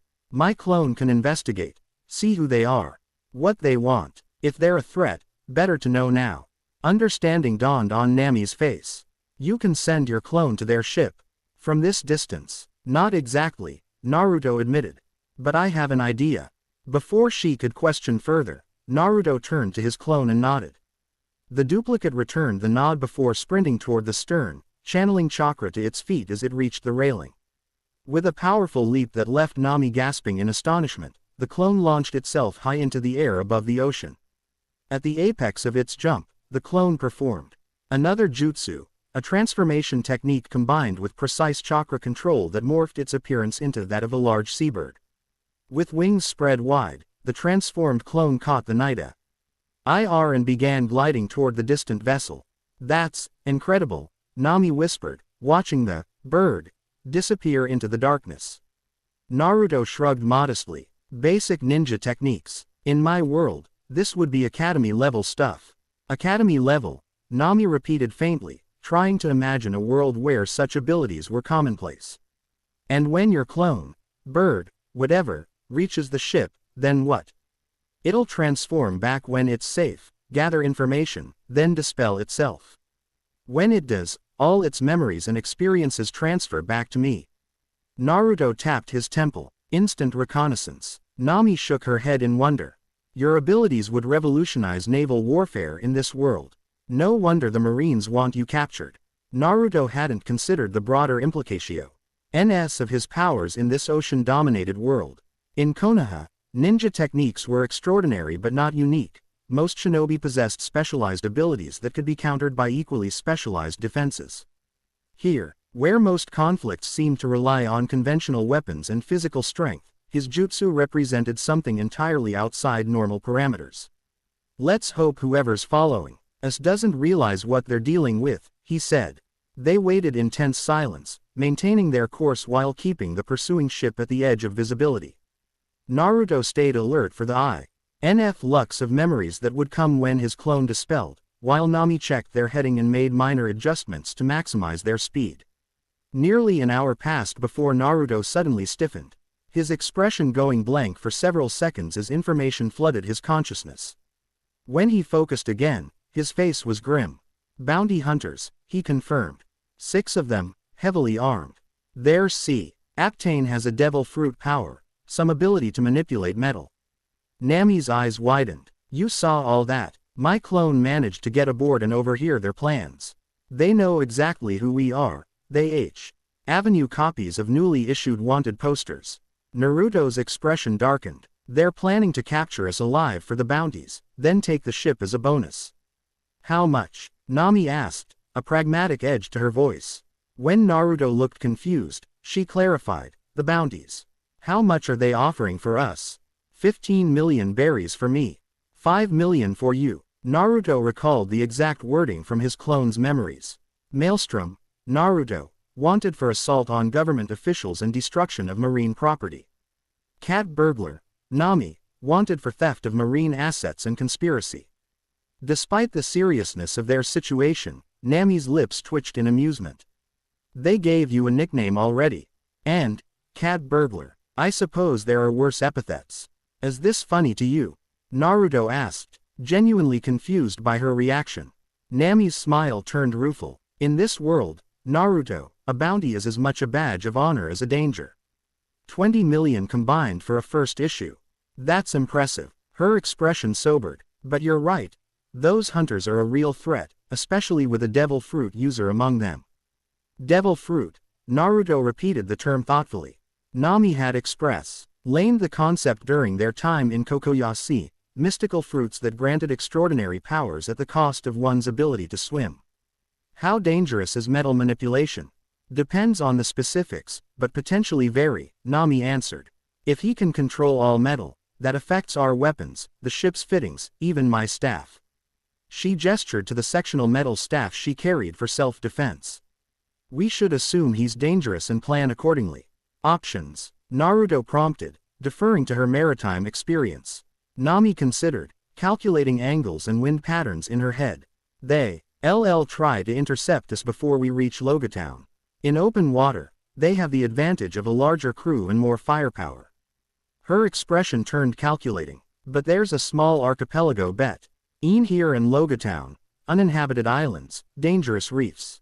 Most sailors avoid it, but not you, Naruto guessed, recognizing the strategic gleam in her eye. I've navigated it before, she confirmed. If we can reach those islands by dawn, we might be able to lose them in the shallows or force them into a confrontation on ground of our choosing. Decision made, Nami adjusted their course, angrily. The maelstrom freedom toward the distant island chain. The pursuing vessel, noticing their change in heading, altered course to match, confirming their hostile intent. They're committed to the chase, Nami observed grimly. Get some rest if you can. I'll need you at full strength if this comes to a fight. Naruto nodded, understanding the wisdom of her advice, but made no move to return below deck. I'll rest here, he said, settling cross-legged near the helm. Just in case. As the night progressed, the distance between the two vessels gradually decreased. The bounty hunter's ship, while larger, proved surprisingly fast, likely modified specifically for pursuit. By the time dawn tinged the eastern horizon with pale light, their pursuer had closed to within a mile, close enough to make out figures moving on its deck. Ahead, the first scattered islands of the archipelago emerged from the morning mist. Jagged formations of rock and sparse vegetation, surrounded by treacherous coral reefs visible as darker patches in the turquoise water. This is where it gets interesting, Nami announced, her hands confident on the wheel as she guided their vessel toward the maze of islands. I need you alert now. Watch for hand signals. I won't always be able to shout instructions over the sound of the waves. Naruto positioned himself amidships, ready to adjust sails or move wherever needed as they entered the dangerous waters. Behind them, the bounty hunter's ship continued its pursuit, though at a noticeably reduced speed as its captain recognized the hazards ahead. With precision born of years of study and experience, Nami navigated through channels barely wider than their hull, her eyes constantly scanning for the telltale signs of hidden reefs or sudden depth changes. The *miles, Trom Freedom, smaller size and shallow draft proved advantageous, allowing them to slip through passages the larger vessel couldn't hope to navigate. They're changing course, Naruto called out, no. The hunters, ship veering away from the most treacherous section. Looks like they're trying to go around to cut us off. Nami nodded, having anticipated this maneuver. Good, that route will take them at least an hour longer. We'll use that time to find a suitable place for an ambush. Her confidence was infectious, and Naruto found himself grinning despite the danger. Nami's tactical thinking matched his own approach to combat, using terrain and circumstances to nullify an enemy's advantages while maximizing their own strengths. As they penetrated deeper into the archipelago, the islands grew larger and more vegetated, offering numerous hidden coves and potential anchorages. Nami eventually selected a horseshoe-shaped island with a sheltered lagoon accessible only through a narrow channel, easily defensible, with multiple escape routes should they need them. Perfect, she declared, guiding their vessel into the lagoon. We'll anchor here and prepare. Once the ship was secured, Hay assessed their situation more thoroughly. The island's interior was dense with tropical vegetation, providing excellent cover. From the highest point, a rocky outcropping near the center, they would have visibility in all directions, allowing them to track the hunters' approach. So what's the plan? Naruto asked as they climbed toward this vantage point. Wait for them to find us and then fight. Not exactly, Nami replied, pausing to consult a compass before continuing upward. I'm counting on them splitting up to search these islands. If they're smart, they'll leave some crew aboard our ship while sending search parties to likely hiding spots.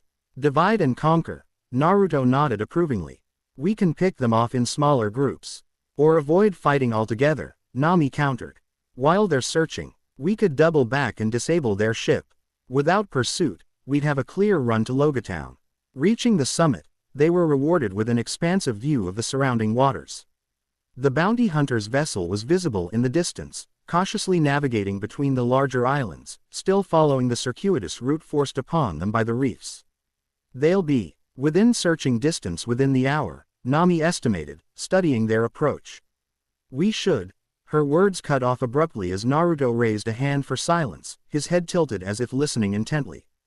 For several seconds, he remained perfectly still, then his expression shifted to one of concern. "We're not alone on this island," he said quietly, eyes scanning the dense vegetation below. "One's moving through the trees about half a mile east. Professional, trying to stay hidden." Nami's brow furrowed in confusion. "The hunters couldn't have landed yet. We would have seen their boat." "Not them," Naruto agreed. "Someone else. Someone who was already here." The implications were troubling. This archipelago was supposed to be uninhabited, too dangerous for settlement due to its reefs and unpredictable currents.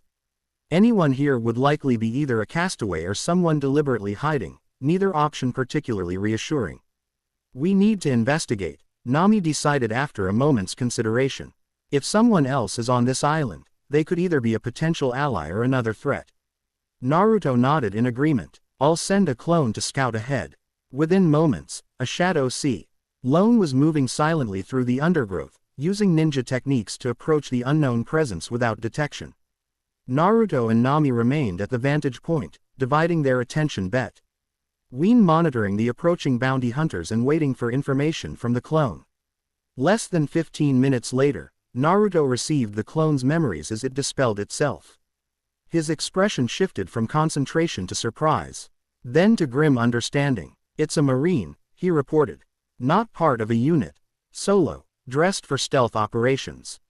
He's been watching the bounty hunters ship through a spyglass, tracking their movements just like we have." A Marine, here. Nami's mind raced through possibilities. Not with Nezumi's group. They wouldn't have had time to deploy an advanced scout. And they wouldn't use solo operatives anyway. "Whoever he is, he's good," Naruto acknowledged. "My clone nearly got spotted, and that's not easy to do. He's moving like a ninja from my world. Deliberate, silent, always in cover." The situation had just become significantly more complicated.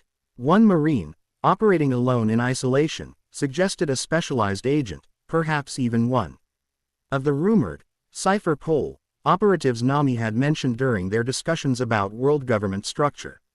"This changes things," Nami said slowly. "We now have threats from two directions, bounty hunters approaching by sea, and an unknown Marine already on the island." Naruto considered their options, falling naturally into the strategic thinking that had served him well as a shinobi. Quote, "The hunters are the more immediate concern. They have numbers and a devil fruit user. The Marine, he hasn't made any hostile moves yet. He might not even be here for us. Or he could be an elite ant specifically tasked with capturing you," Nami countered. "Your abilities would be of enormous interest to the world government." Before they could debate further, movement on the water caught their attention. The bounty hunter's ship had anchored at a larger island nearby and was now deploying smaller boats. Just as Nami had predicted, they were splitting their forces to search the archipelago. "Decision time," Naruto said. "Watching the search parties fan out. Fight, flee, or try to turn our enemies against each other." A slow smile spread across Nami's face at his last suggestion. "That's not a bad idea. If we can manipulate the situation to put the Marine in conflict with the bounty hunters, we might be able to slip away while they're busy with each other," Naruto finished, admiring her tactical thinking. The plan came together quickly, drawing on both Nami's knowledge of the archipelago and Naruto's ninja techniques. Using a combination of shadow clones and transformation jutsu, they would create the impression that their ship had moved to a different island, drawing the bounty hunters in that direction. Meanwhile, they would anonymously alert the Marine to the hunters' presence, potentially triggering a confrontation. "It's risky," Nami acknowledged as they descended from their vantage point. "But if it works, we can be halfway to Logatown before either side realizes we're gone." Naruto grinned, his natural affinity for unorthodox tactics resonating with the plan. "I like it. Let's get started." The next hour was a carefully choreographed dance of deception. Naruto created several shadow clones, some transformed to resemble Nami, others maintaining his own appearance. These decoys made themselves briefly visible on a neighboring island, creating the illusion that the Maelstrom Freedom had relocated there. Meanwhile, the real Nami prepared their vessel for immediate departure, ensuring they could leave at a moment's notice. The most delicate part of the plan involved the Marine. After observing him further through another clone, Naruto devised a method to alert him to the bounty hunters without revealing their own presence. Using a transformed clone in the guise of a local bird, he dropped a torn piece of the hunter's wanted poster near the Marine's position, just enough information to identify the approaching group as bounty hunters rather than fellow Marines. By mid-morning, their efforts bore fruit. The bounty hunters, spotting the decoys, redirected their search toward the neighboring island. The Marine, now aware of the hunter's identity, began moving with more purpose, shadowing the main group with what appeared to be hostile intent. "It's working," Nami whispered as they observed from their hidden position aboard the Maelstrom Freedom. "The hunters are completely focused on the wrong island, and the Marine is stalking them instead of us." Naruto nodded, though his expression remained cautious. "Let's wait until they're fully committed before we move. If the Marine is as good as he seems, he might notice our departure if we're not careful." Their patience was rewarded when, just before noon, the sound of distant combat erupted from the neighboring island. Through his spyglass, Naruto confirmed their plan had succeeded beyond expectations. The Marine had directly engaged the bounty hunters, ambushing them with surprising effectiveness for a single operative. "Now's our chance," Nami decided, already moving to weigh anchor. While they're distracted, with practiced efficiency, they prepared the ship for departure, keeping movement minimal and noise to an absolute minimum. The wind, fortunately, favored their escape, allowing them to drift out of the lagoon using only the smallest sail before catching a stronger breeze in the lee of the island. As they navigated carefully through the reefs, Nami kept glancing back at the islands receding behind them, half expecting pursuit at any moment. But none materialized. Their gambit appeared to have succeeded completely. "I can't believe that actually worked," she admitted once they were safely beyond the archipelago, their course set firmly for Logatown. "Using our enemies against each other without either realizing they were being manipulated.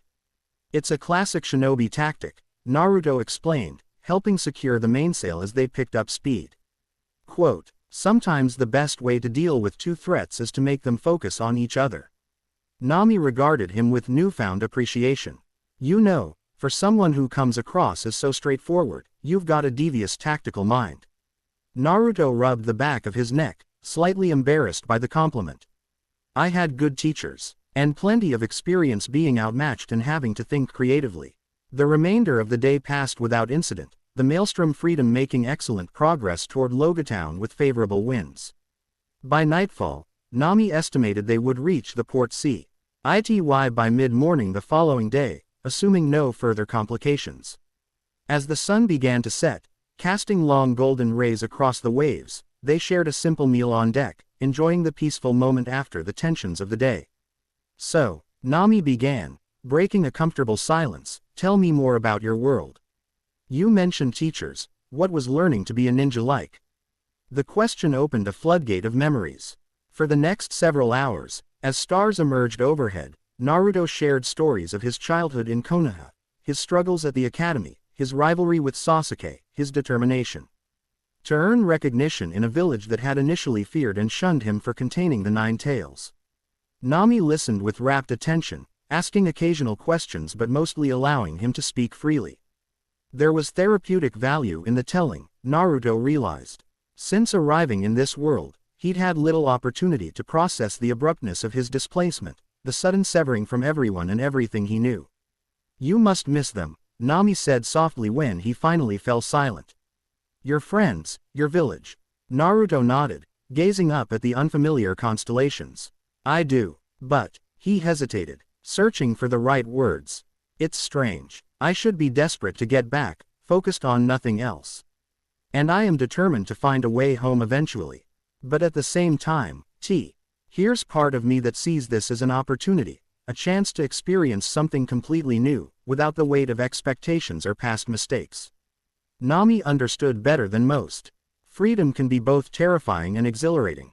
"After 8 years under Arlong's control, my first days of true freedom were almost overwhelming, like I'd forgotten how to make choices for myself." "Exactly," Naruto agreed, grateful for her insight. "In Konoha, my path was so clear: become Hokage, protect the village, fulfill everyone's expectations. Here, I'm just me. No prophecies, no legacy to live up to. Just figuring things out as I go." As the conversation continued, they gradually shared deeper aspects of their pasts, Nami describing her childhood with Belmir and Nojiko before Arlong's arrival. Naruto revealing more about the complicated legacy of the Nine Tails and his parentage. Despite the vast differences in their backgrounds, certain themes resonated between them: loss, resilience, the search for purpose, and the fundamental desire to protect those they cared about. Eventually, fatigue caught up with them, and they decided to set watches for the night. Nami took the first shift, promising to wake Naruto in 4 hours. "Sleep well," she said as he headed below deck.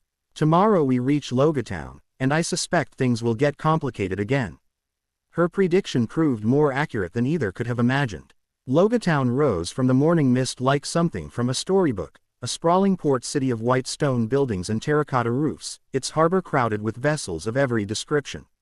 Ships bearing the flags of the Marines, trading companies, and independent merchants jostled for position alongside the occasional pirate vessel attempting to maintain a low profile while resupplying.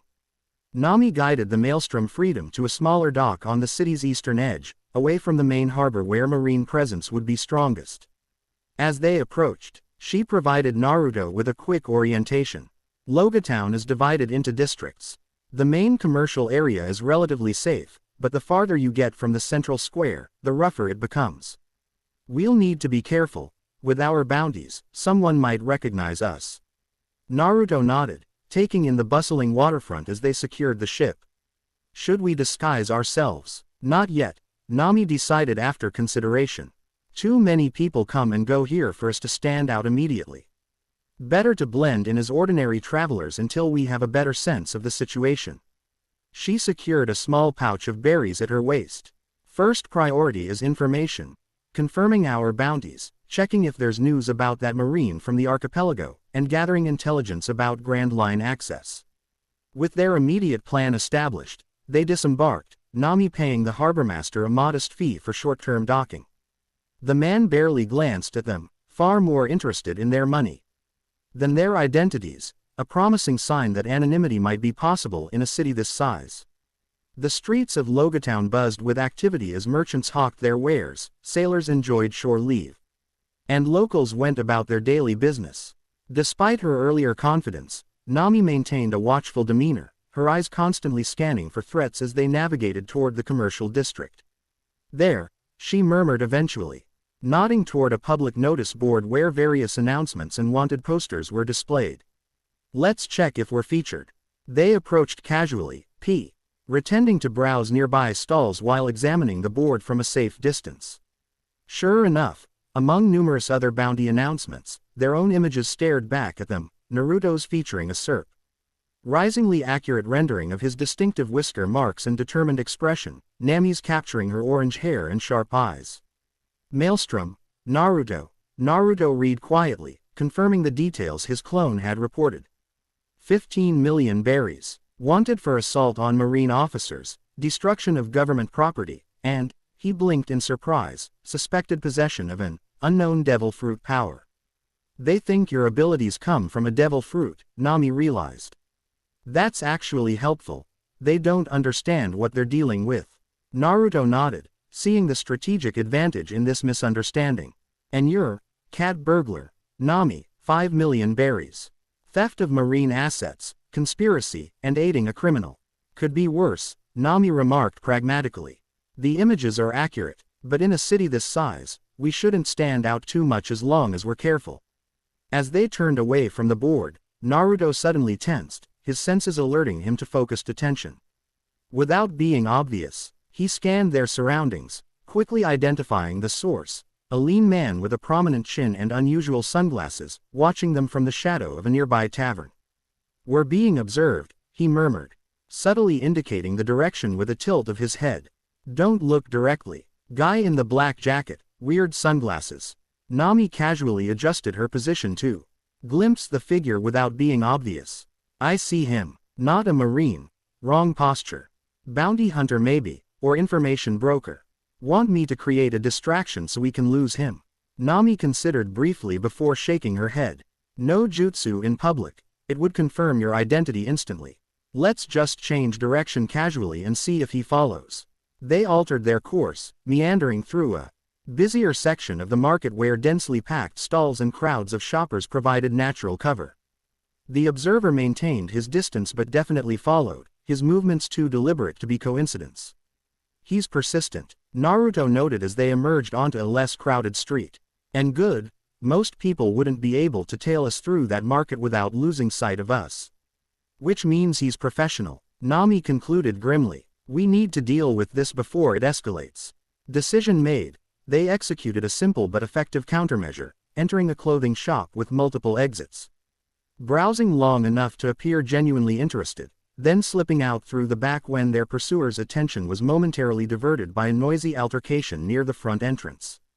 Emerging into a narrow alley behind the shop, they quickly put distance between themselves and their observer, navigating the back streets with purpose while avoiding main thoroughfares. That was close, Nami said once they were reasonably certain they'd lost their tail. Too close. We need a more concrete plan for our time here.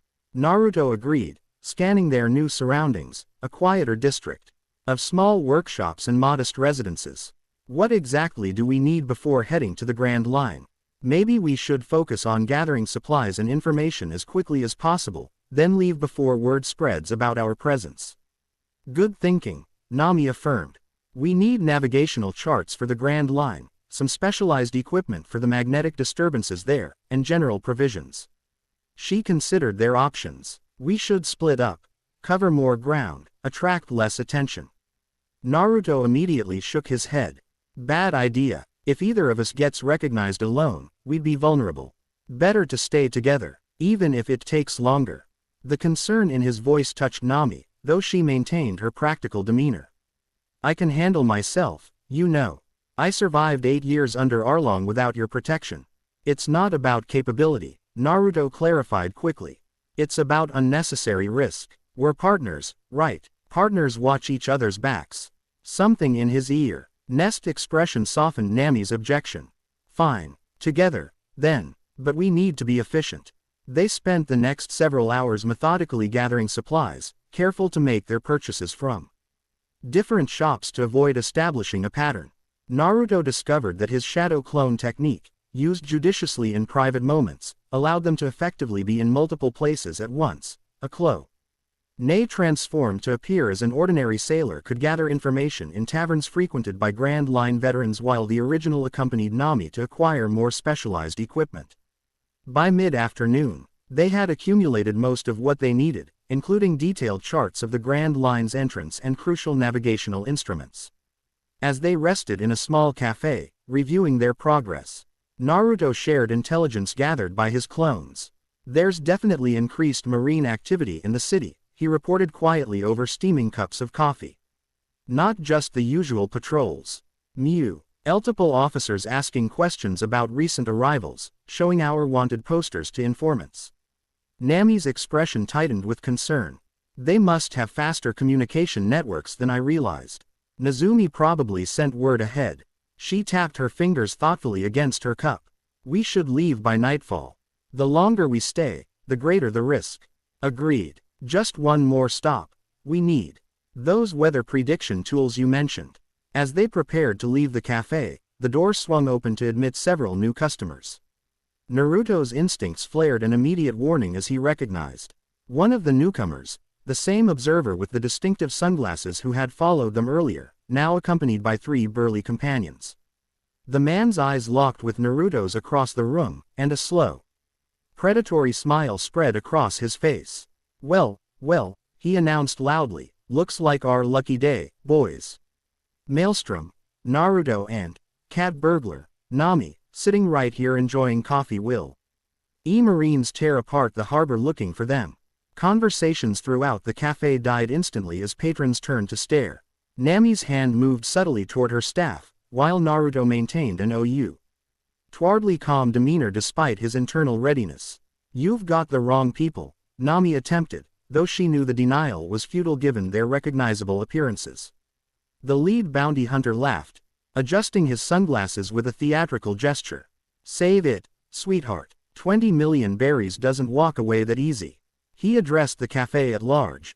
Anyone helps us capture these 2 gets a 10% finder's fee. Anyone helps them, well, harboring criminals is a serious offense. Several patrons immediately vacated their tables, wanting no part of the confrontation.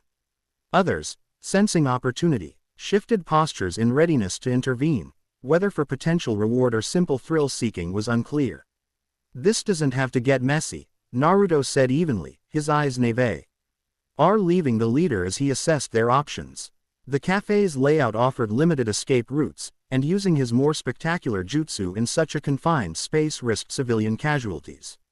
"Actually, it does," the bounty hunter countered, drawing a serrated knife from his belt. "The Marine captain specifically said he wants you roughed up a bit before delivery. Seems you embarrassed some colleagues of his." Without warning, one of the hunter's companions lunged forward, swinging a weighted chain toward Nami's head.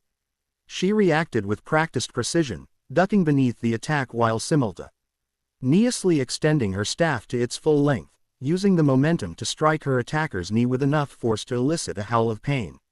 The altercation erupted into full chaos.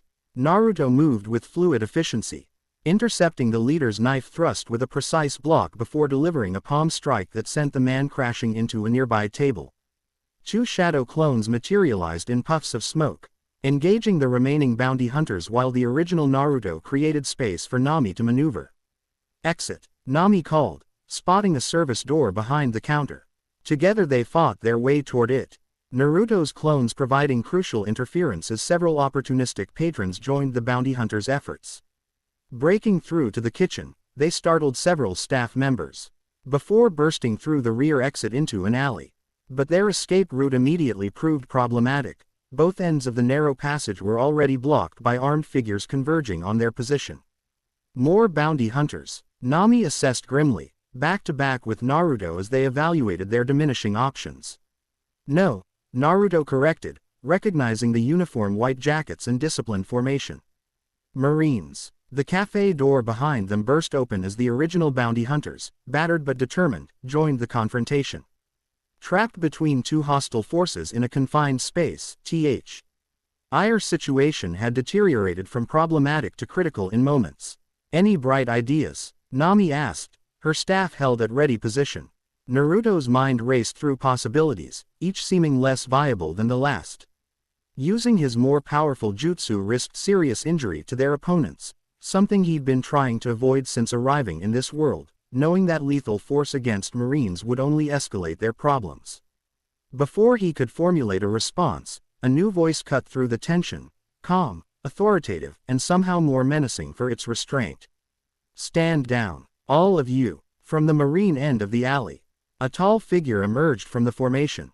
His white officer's coat hung from broad shoulders like a cape, revealing a muscular torso left deliberately exposed. Most distinctive was his face, stern, scarred, with short white hair despite his relatively young appearance. Two cigars protruded from his mouth, both lit and smoking steadily.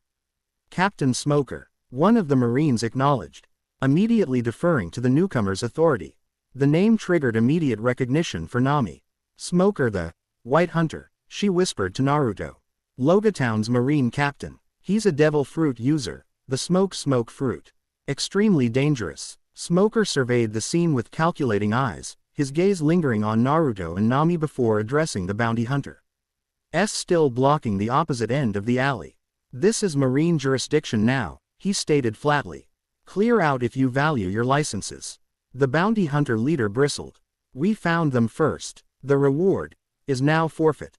Smoker interrupted, his tone leaving no room for argument. "Last warning." After a tense moment, the bounty hunters reluctantly withdrew, though not without venomous glare. At both the Marines and their lost quarry. With one threat temporarily neutralized, Naruto and Nami returned their full attention to the more significant danger. Captain Smoker took a long drag from his cigars before addressing them directly. "Naruto Uzumaki and Nami of Kokoyashi village. Quite the commotion you've caused in my town." Naruto subtly shifted his stance, readying for whatever came next. "We're just passing through. No intention of causing trouble." "Trouble seems to find you regardless," Smoker observed dryly. 15 million for a first bounty is unusual. You must have made an impression on Marine headquarters. He freed my village from a tyrant when the Marines refused to help for 8 years, Nami interjected, her voice sharp with lingering resentment. If that's a crime, your justice system is more broken than I thought. A murmur passed through the Marine ranks at her boldness, but Smoker's expression remained unchanged save for a slight narrowing of his eyes. I'm well aware of the Arlong situation, he replied evenly, and the allegations regarding certain Marine officers' conduct in the East Blue. He took another drag from his cigars, exhaling a plume of smoke that seemed to linger unnaturally in the air. But that's not my immediate concern. Right now, I have 2 wanted individuals disrupting the peace of my city. The tension in the alley grew, palpable as Marines adjusted their grips on weapons. Naruto felt Nami's back press more firmly against his, her muscles tense with readiness. If this came to a fight, he would need to use techniques he'd been deliberately holding in reserve, including potentially the Nine-Tails chakra. Against a devil fruit user of Smoker's reputation, anything less might prove insufficient. To everyone's surprise, however, Smoker's next action defied expectation. He turned to his subordinates and issued a clear command: secure the perimeter of this district. No one enters or leaves without my authorization. As the Marines moved to comply, Smoker returned his attention to the cornered pair. Walk with me, he directed, turning and proceeding deeper into the alley without waiting for their response.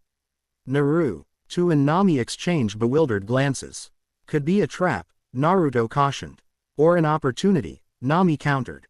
Either way, do we have much choice? With reluctant agreement, they followed the Marine captain, maintaining vigilant awareness of their surroundings as they navigated through increasingly narrow passages. Eventually, they emerged into a small, secluded courtyard hidden between buildings, a place that seemed deliberately chosen for its privacy. Smoker stopped in the center, turning to face them. Let's speak plainly, he said, removing both cigars. I know what happened at Arlong Park. I know about Nezumi's corruption. And I know you two have been moving east toward the Grand Line entrance. Naruto remained guarded, ready to move at the slightest indication of threat.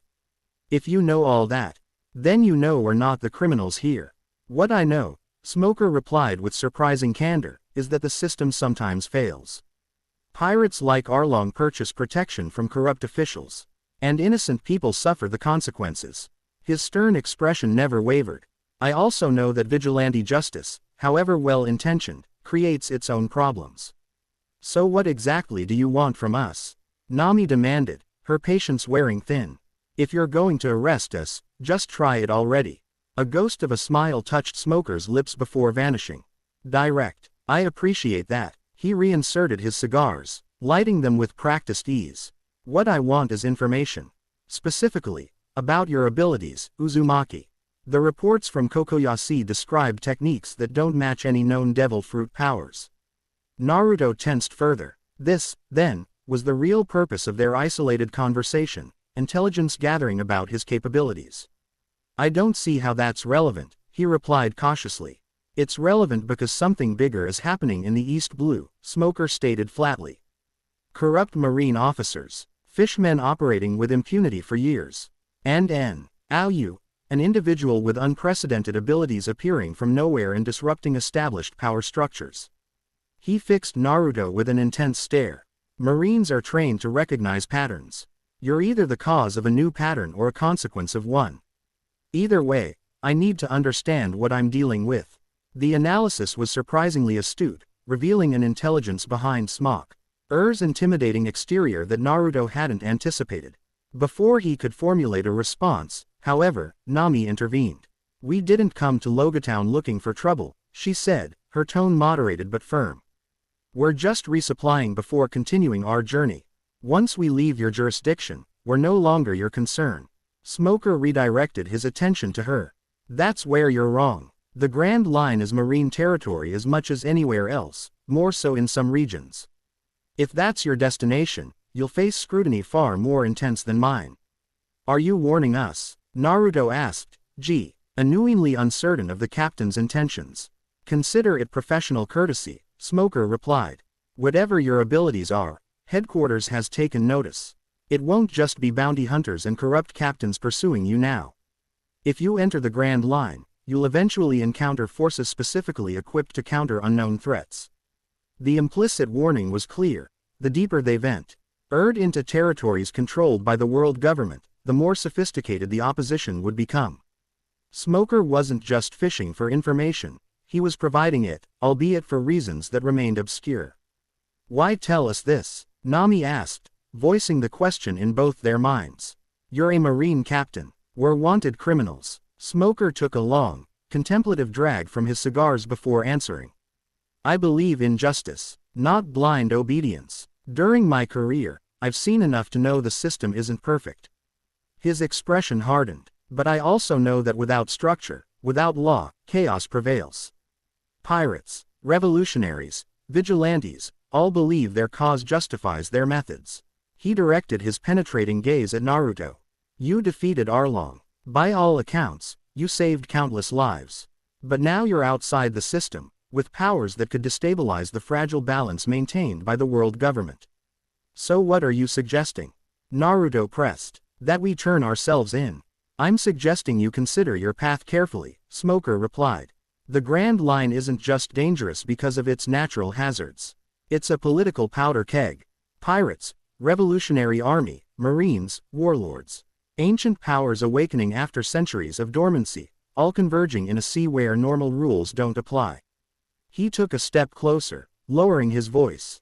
"Whatever you're seeking there, know that the price may be higher than you anticipate. And not just for yourselves." The warning hung in the air, heavy with implications neither Naruto nor Nami fully understood.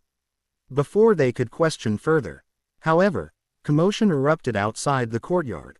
Raised voices, running footsteps, the clatter of weapons. Smoker's head turned sharply toward the disturbance. "See, Ms. Our conversation is about to be interrupted." A young Marine woman with short dark hair and glasses appeared at the courtyard entrance, slightly breathless. "Captain Smoker. Emergency communication from headquarters. Vice Admiral." She stopped abruptly upon noticing Naruto and Nami, her expression shifting from urgency to confusion. "Wait outside, Tashigi," Smoker ordered calmly. Once she had withdrawn, he returned his attention to the pair before him. "It appears our time is up." To their astonishment, he stepped aside, creating a clear path to a narrow exit on the opposite side of the courtyard. "That passage leads to the eastern harbor. Your vessel is still there, though under observation."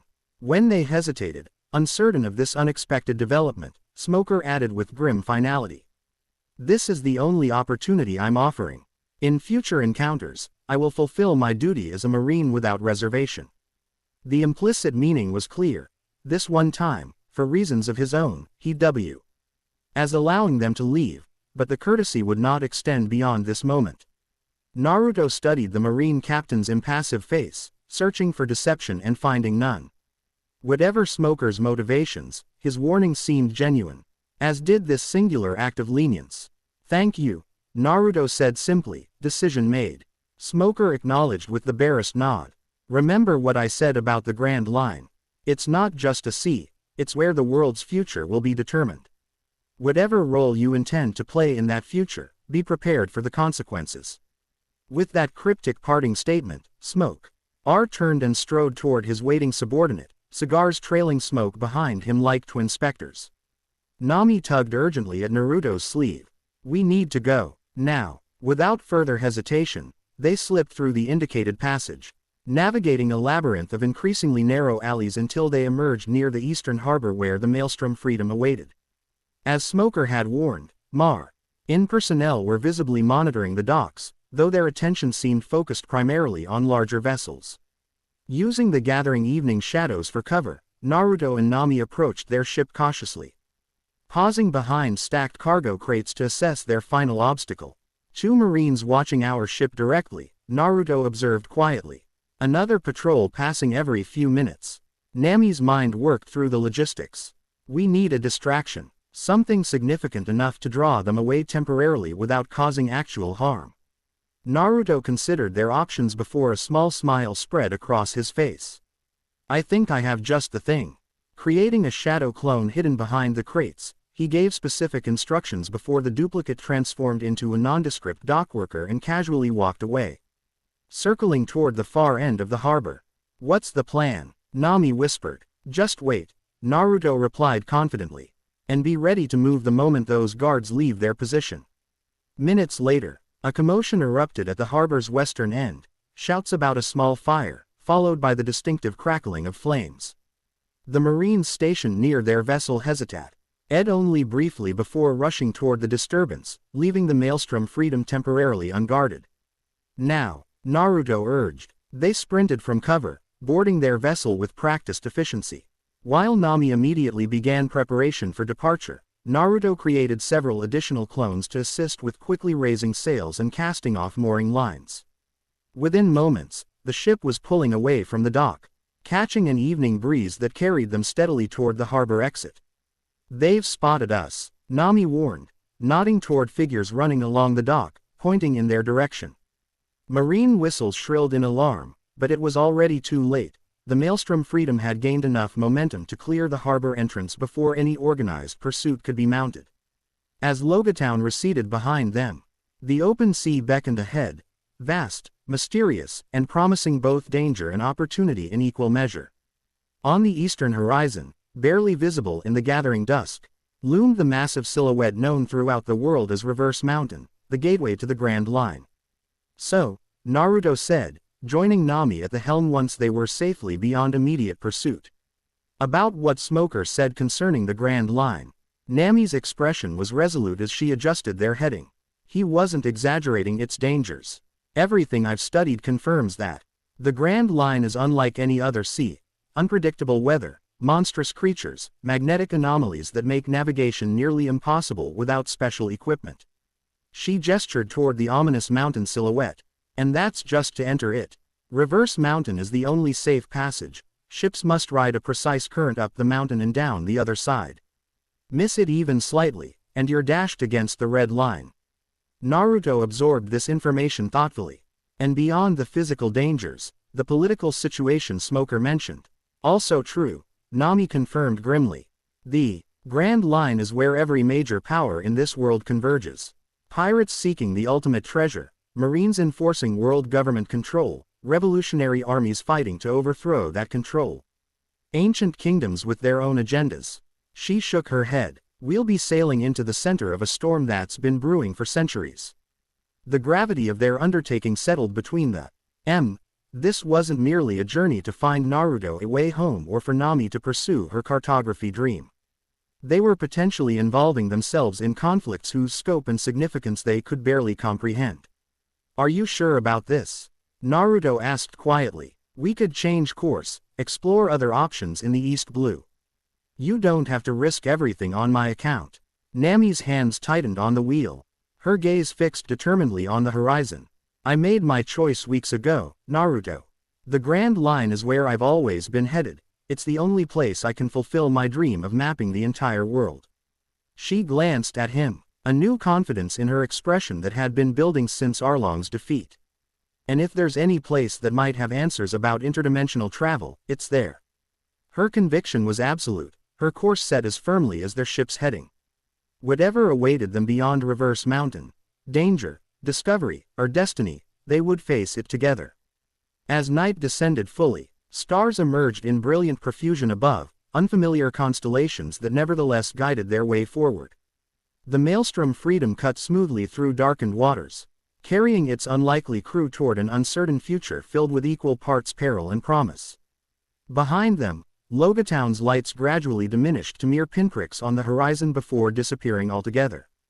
Before them lay Reverse Mountain, the Grand Line, and whatever fate awaited two individuals brought together by circumstance but now bound by choice. Partners? Naruto asked, extending his hand as he had on that first day after Arlong's defeat. Nami's hand met his without hesitation, her grip firm and resolute. Partners. The pact renewed, they sailed onward into the gathering darkness, the Maelstrom Freedom carrying its namesake with every nautical mile toward adventure. Chapter 2 End. Chapter 3. Hearts unmoored. The Reverse Mountain current roared beneath the Maelstrom Freedom like a living thing, propelling the small vessel upward at impossible speeds. Torrential waters channeled between the towering stone walls created a natural pathway that defied gravity itself, carrying ships from the calm East Blue into the legendary Grand Line. Hold the rudder steady, Nami shouted over the thunderous rush of water, her knuckles white as she gripped the wheel. If we drift even slightly off-center, we'll be smashed against the mountainside. Naruto braced himself at the stern, using his enhanced strength to stabilize the rudder as violent waters threatened to tear it from his grasp.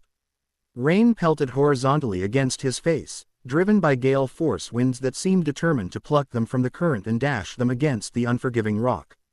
Is it always like this? He called back, squinting through the deluge. No one knows. Nami's laughter carried a wild edge as she fought the wheel. Every crossing is different. That's the Grand Line for you. Despite the danger, or perhaps because of it, exhilaration coursed through them both.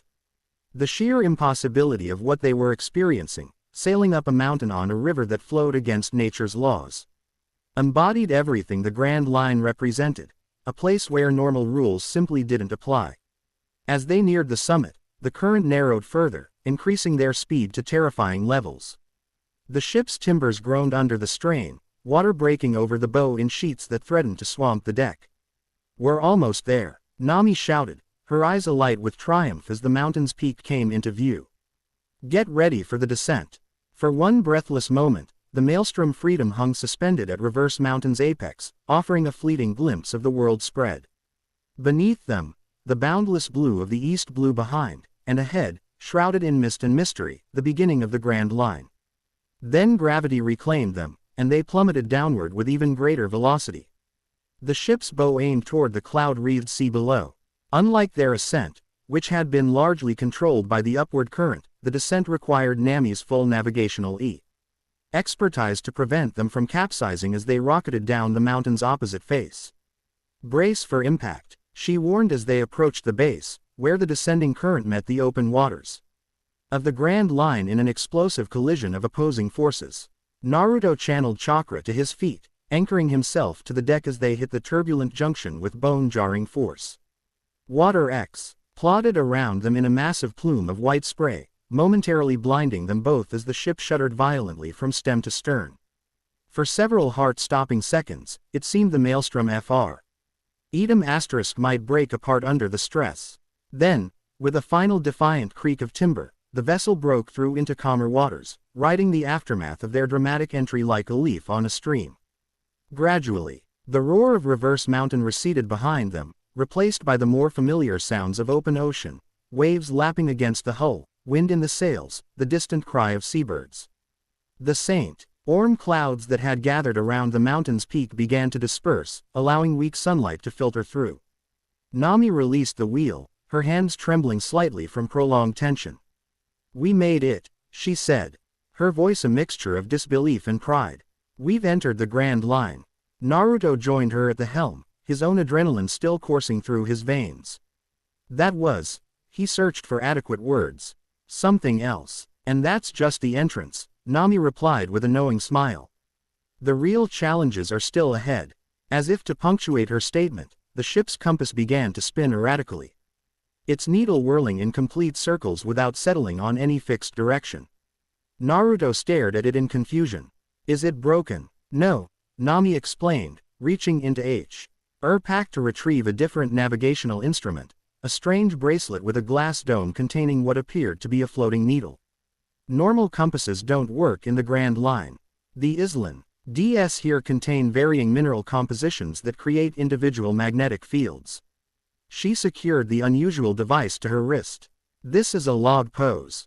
It locks onto an island's magnetic field and points toward it until we reach it. Then it gradually attunes to the next island in the chain. Naruto studied the instrument with interest. So we can't choose our own route. We have to follow the islands in sequence. For the most part, yes. Nami adjusted the sails to accommodate their new heading. It's one of the Grand Line's many peculiarities.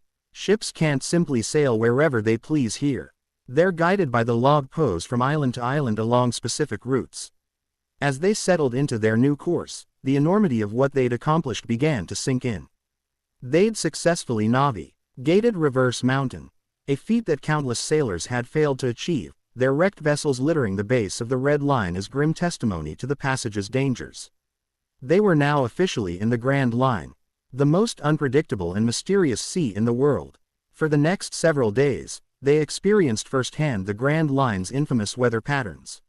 Morning might bring clear skies and gentle breezes, only for snow to fall heavily by noon, followed by blistering heat in the evening and dense fog overnight. These conditions shifted with no warning and no discernible pattern, requiring constant vigilance and adjustments to maintain their course. Throughout these challenges, their partnership continued to strengthen and evolve.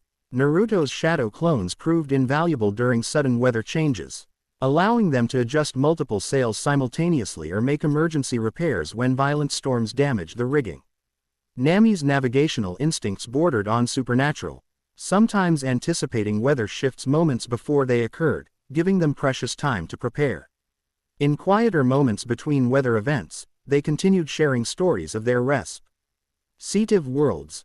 Naruto describing Konoha's traditions and history, Nami explaining the complex political landscape of this world with its balance of powers between the Marines, the Revolutionary Army, and the various pirate factions. So this, One Piece, is what every pirate in the world is searching for? Naruto asked one evening as they shared a simple meal on deck, the sea unusually calm beneath a spectacular sunset. Nami nodded, absent-mindedly tracing coastlines on a chart spread before her. The ultimate treasure left by Gold Roger, the Pirate King, somewhere at the end of the Grand Line. When he was executed 22 years ago, his last words sparked the Great Pirate Era, telling the world that his treasure was out there for anyone brave enough to claim it. And no one's found it yet. Not for lack of trying, Nami replied with a wry smile. Thousands of pirates enter the Grand Line every year seeking fortune and glory. Most never make it past the first few islands. Those who progress further either join larger crews for protection or, she trailed off, her implication clear. Naruto considered this as he gazed toward the horizon, where the first stars were beginning to appear. And you, is finding the One Piece part of your dream too? Nami's expression turned thoughtful. Not specifically. I want to map the entire world. Every island, every coastline, every reef and current. If that journey happens to lead to the One Piece, so be it, but the treasure itself isn't my goal. She glanced at him curiously. What about you? Tempted by the promise of unlimited riches? Naruto chuckled, shaking his head. Where I come from, the pursuit of wealth was never really a driving force. Power, recognition, protecting those you care about, those were the values that mattered. His smile faded slightly. Besides, my main goal here is still finding a way home. A comfortable silence settled between them, broken only by the gentle lapping of waves against the hull and the occasional creak of timber. As darkness deepened around them, the stars emerged in brilliant profusion, a celestial map that, like everything in the Grand Line, followed rules different from those Naruto had known in his world. Do you ever wonder, Nami said softly, her eyes on the night sky, if there's a reason you ended up here? Not just random chance, but purpose. The question caught Naruto off guard. In the weeks since his arrival, he'd been so focused on immediate concerns, defeating Arlong, escaping marine pursuit, navigating Reverse Mountain, that he'd had little opportunity for deeper reflection about his displacement. I don't know, he admitted after a thoughtful pause. In my world, I grew up with this idea that I had a specific destiny, to become Hokage, to end the cycle of hatred between nations. To fulfill prophecies that were set in motion long before I was born. He gazed up at the unfamiliar constellations. Being here, away from all that, sometimes it feels like freedom. Other times, like I've abandoned my purpose. Nami studied his profile in the starlight, noting the complexity of emotions that passed across his face. Maybe new purposes find us when we least expect them, she suggested. 8 years ago, I never imagined I'd be sailing the Grand Line with a ninja from another dimension. Life has a way of rewriting our stories when we think the plot is fixed. Her perspective resonated with Naruto, who had experienced enough unexpected turns in his life to recognize the wisdom in her words. Before he could respond, however, a sudden shift in the wind caught his attention, a change in temperature and direction that seemed to trigger something in Nami's navigational instincts simultaneously. She was on her feet in an instant, charts forgotten as she scanned the horizon. Something's coming. A pressure change too rapid to be natural. Naruto followed her gaze but saw nothing unusual in the darkened seascape. Storm. No, Nami replied, her voice tense. The barometric pressure is dropping too precisely. Her explanation was cut short by a low, reverberating hum that seemed to emanate from the sea itself.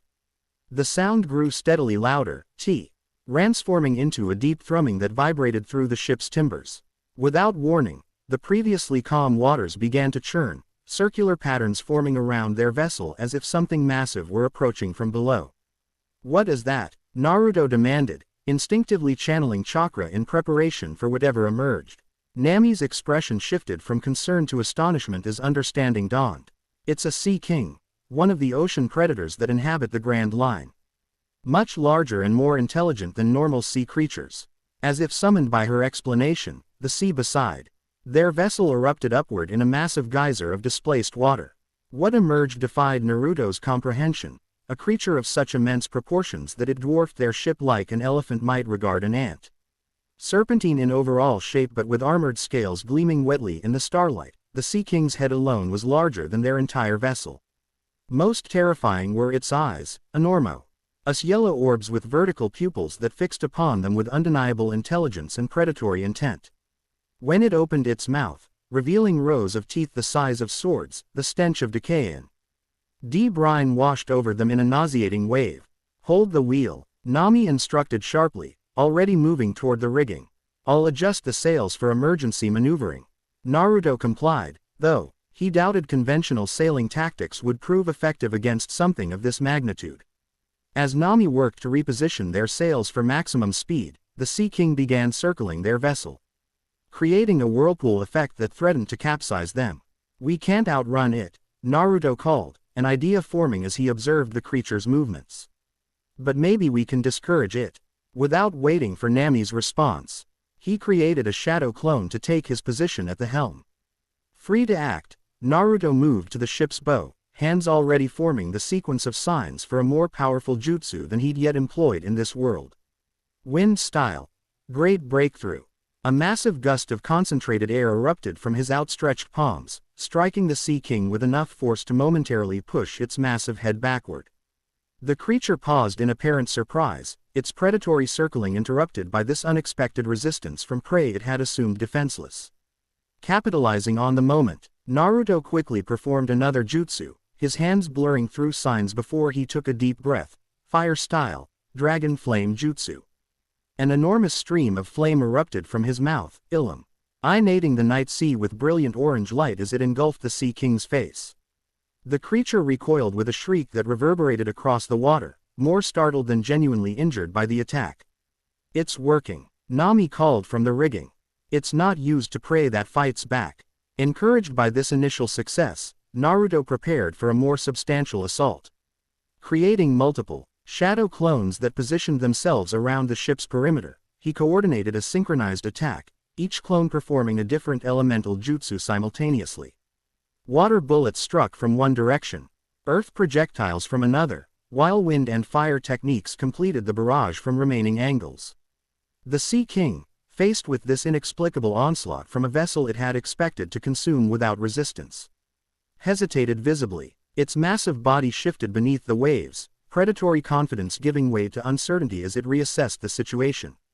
Sensing advantage, Naruto escalated further, drawing more deeply on his chakra reserves. His clones began forming Rasengan, the spiraling spheres of energy glowing with blue intensity in the darkness.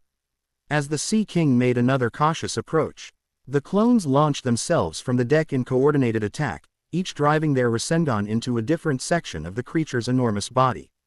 The combined impact was spectacular, explosions of chakra energy against armored scales, creating concussive shockwaves that rippled across the surface of the sea. The Sea King reared back, its roar more pain than anger this time. Clearly unprepared for prey capable of inflicting genuine injury.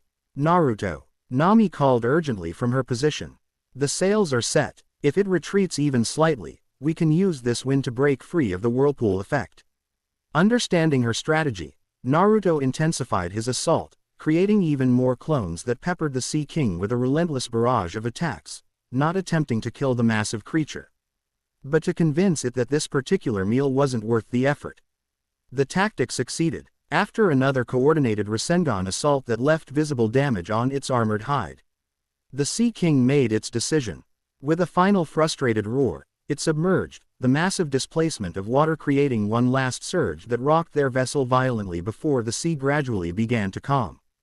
Naruto maintained vigilance, scanning the waters for any sign of renewed attack as Nami skillfully maneuvered them away from the area, catching the favorable wind she had identified earlier.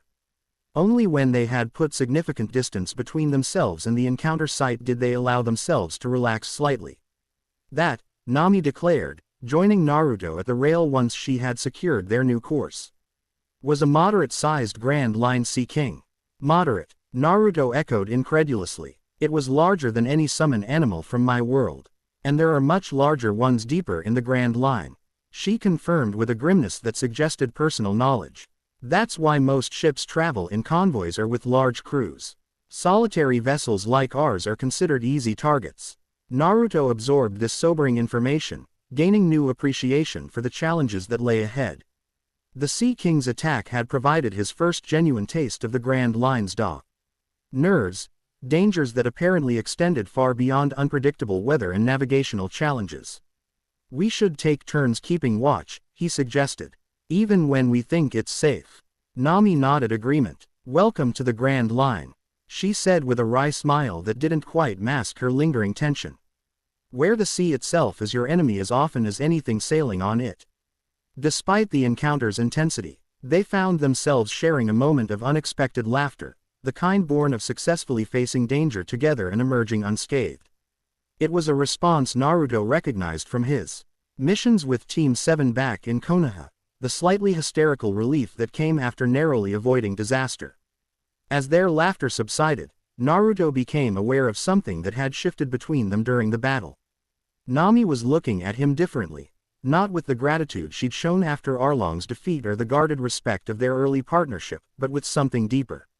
Something that mirrored changes in his own perception of her. During the Sea King's attack, they had functioned as a seamless unit, anticipating each other's actions without explicit communication. Her navigational expertise had complemented his combat abilities perfectly, creating a synergy that felt both natural and powerful. It was a connection that transcended their original arrangement of convenience, suggesting the foundations of something more meaningful. The moment stretched between them, charged with unspoken recognition, before Nami broke eye contact and turned her attention back to their course. You should rest, she said, her voice carefully neutral. I'll take first watch. Naruto nodded, understanding her retreat into practicality. In the weeks since leaving Kokoyashi village, they had developed an effective working relationship based on mutual respect and shared purpose. Whatever else might be developing between them remained unacknowledged, a complication neither was quite ready to address. Wake me in 4 hours, he replied, matching her tone. As he descended to the cabin below deck, Naruto found his thoughts lingering on Nami's earlier question about whether his Val in this world served some greater purpose. The Sea King encounter had highlighted how valuable their partnership was, how their complementary skills allowed them to overcome challenges neither could have faced alone. Perhaps that was purpose enough for now. Two people from different worlds, navigating an uncertain future together, each making the other stronger through their connection. Everything else, finding a way home, mapping the world, confronting the Marines, could be addressed as it came.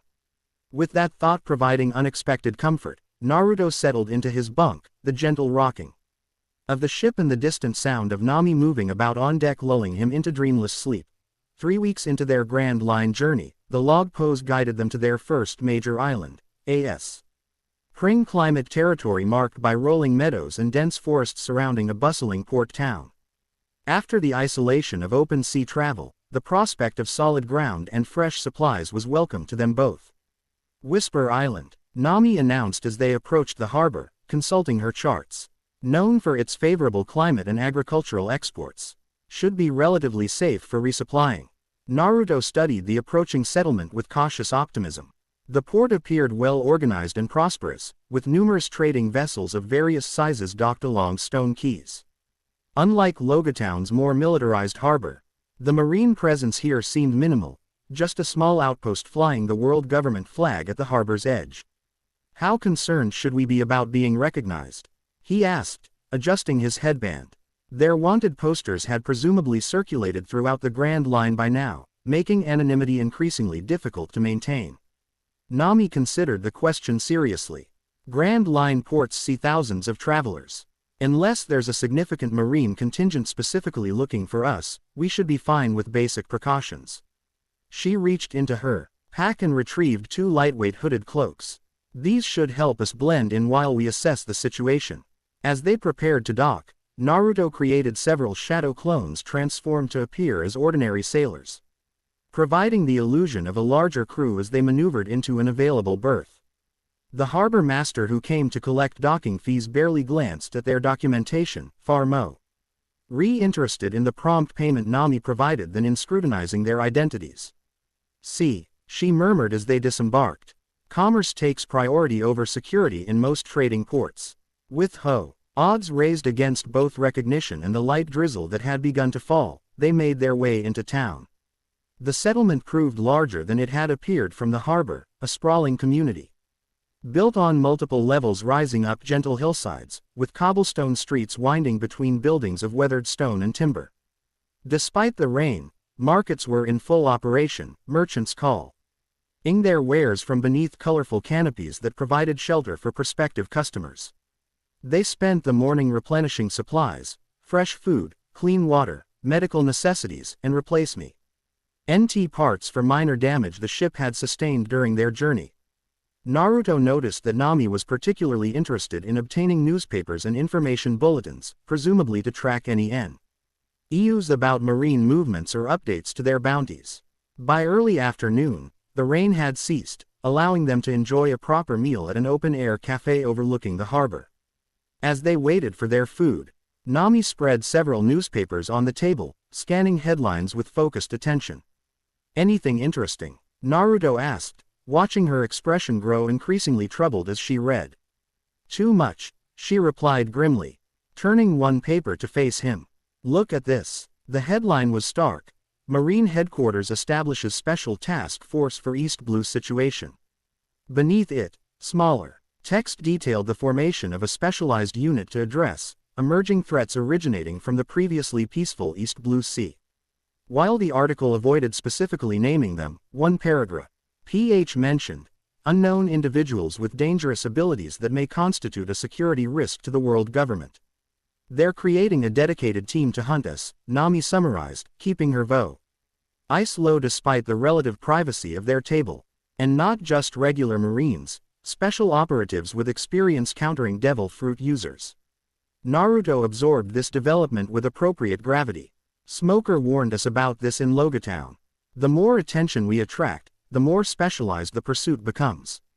"It gets worse," Nami continued, sliding another publication forward. "This nay, a marine intelligence bulletin apparently obtained through less than legitimate channels. They're specifically interested in you. Look at the classification." The document labeled Naruto as Subject Court Unknown Classification Priority Alpha, followed by a detailed description of his observed abilities and speculation about their origin. Most concerning was the final notation: CP9 involvement authorized for capture and assessment. "What's CP9?" Naruto asked, though the designation's context suggested nothing positive. Nami's expression darkened further. "Cipher Pol 9, the world government's most secretive intelligence agency. They operate outside normal marine command structure and are authorized to use lethal force to protect world government interests." She tapped the document meaningfully. "If they've assigned CP9 to our case, we're dealing with an entirely different level of threat." The implications settled heavily between them as their food arrived, momentarily interrupting the conversation. Once the server departed, Naruto posed the question they were both considering: should we change course? Find somewhere to lie low until interest diminishes? Nami shook her head after thoughtful consideration. "Running won't help. The Grand Line is extensively monitored, and changing course now would only delay the inevitable while potentially forcing us into less charted waters." Her expression reflected calculation rather than resignation. "Better to continue our planned route but increase our vigilance." Forewarned as forearmed, they ate in contemplative silence, each processing the escalating stakes of their journey. What had begun as Naruto's displacement into an unfamiliar world had evolved into something far more complex. They were now actively being hunted by one of The most powerful organizations in this world, with resources and reach that extended across oceans. As they finished their meal and prepared to depart, Naruto noticed a subtle change in the atmosphere surrounding them. Without being obvious, he extended his senses, a technique developed during his shinobi training to detect hostile intent. "We're being watched," he murmured casually, placing Paim on the table while maintaining an outwardly relaxed demeanor. "Northwest corner of the square. Someone's been tracking our movements for at least the past 10 minutes. Nami didn't visibly react beyond a slight tensing of her shoulders. "Marine. Can't tell from this distance," Naruto replied. "But whoever it is, they're professional, maintaining distance while keeping us in sight." Rising unhurriedly from the table, they departed the cafe and rejoined the flow of pedestrians in the market square. Without explicit discussion, they implemented countermeasures, changing direction unexpectedly, separating briefly before reuniting at predetermined points, entering shops only to exit through rear entrances. Despite these evasive tactics, Naruto's senses confirmed the observer remained in pursuit, adapting to their maneuvers with disturbing effectiveness. Even more concerning, the individual appeared to be steadily decreasing the distance between them, suggesting they were moving from surveillance to interception. "We need to return to the ship," Nami decided as they passed through a narrow alley connecting market districts. "Whoever this is, they're too persistent and too skilled for comfort."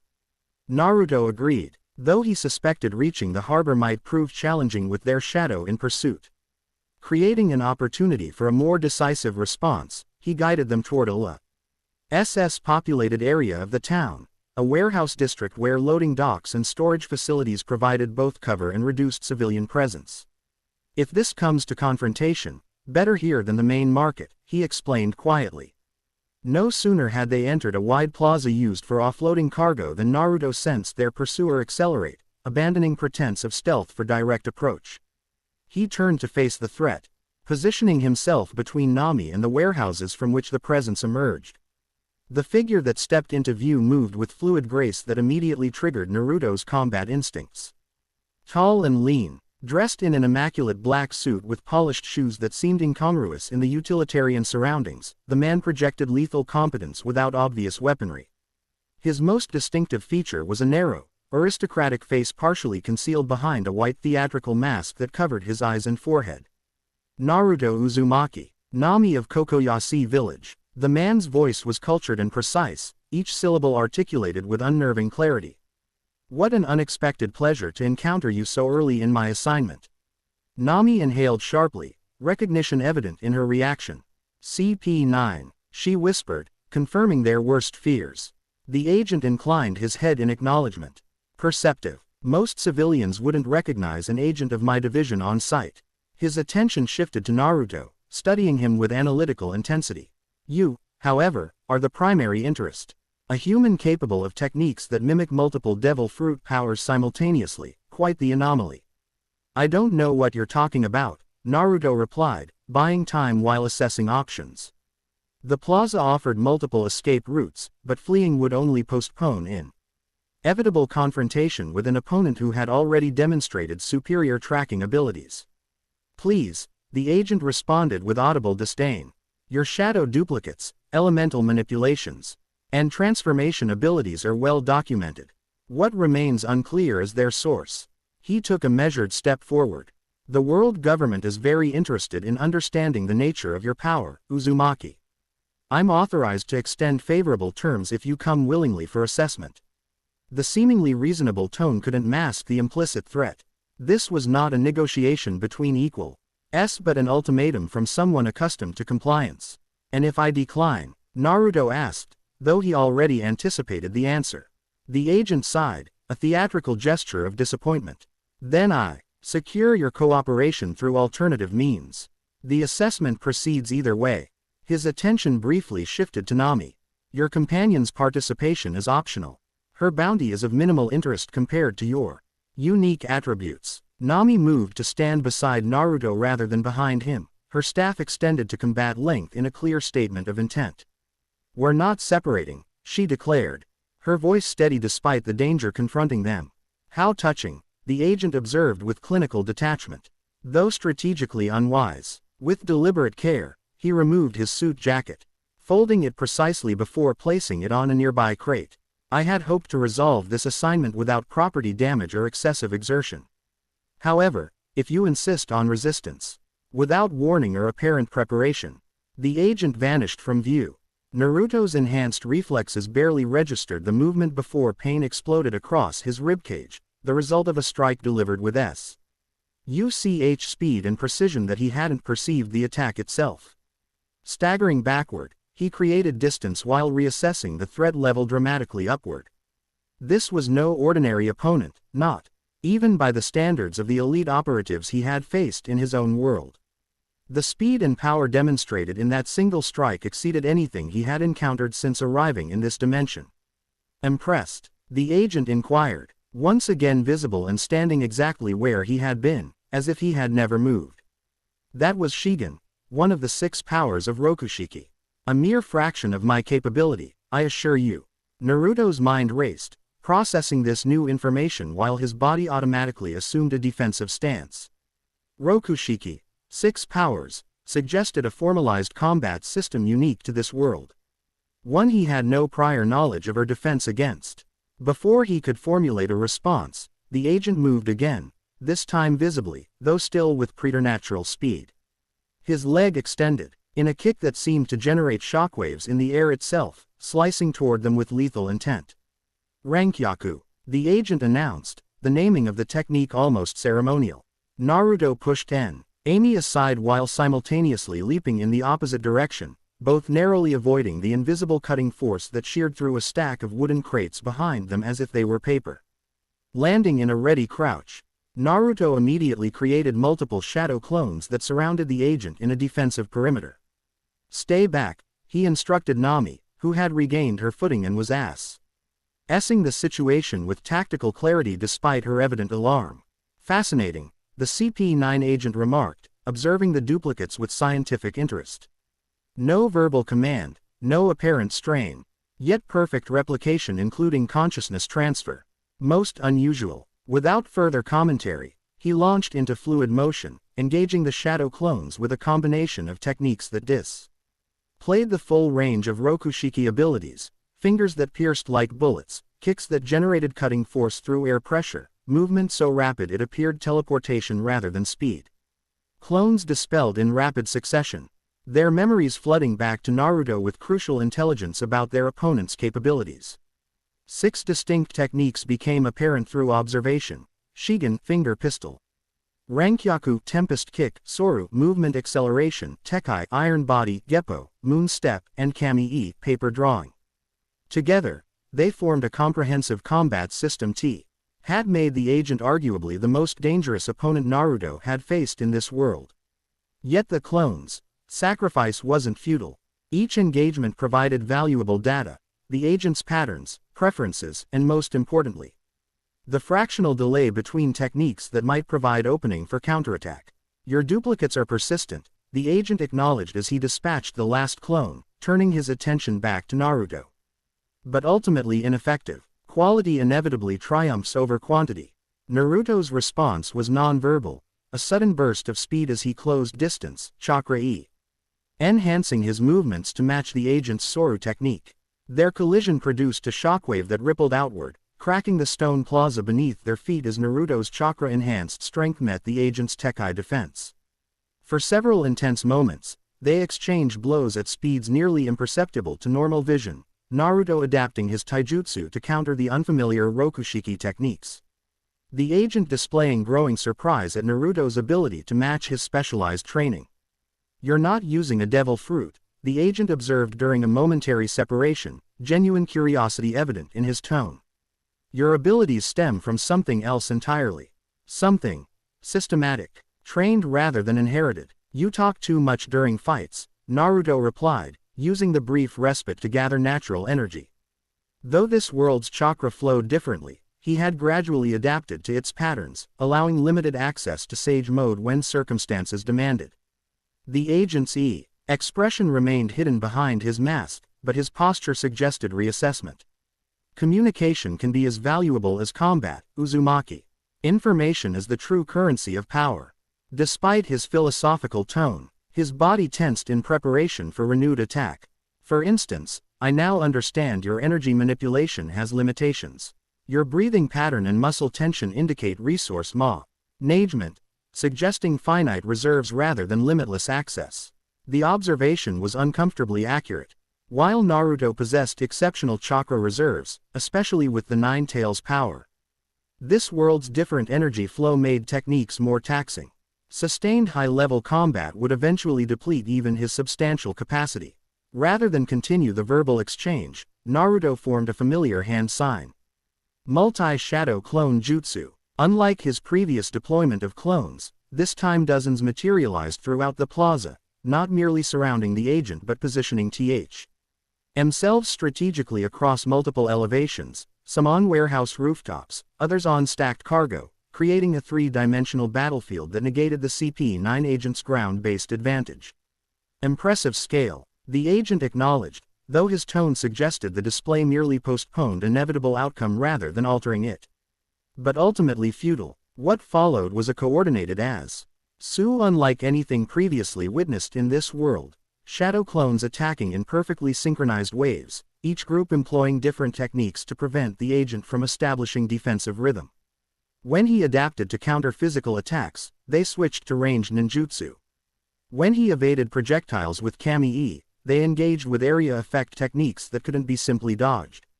Throughout the escalating battle, Nami maintained strategic position at the plaza's edge, using her understanding of both the environment and Naruto's capabilities to provide tactical guidance.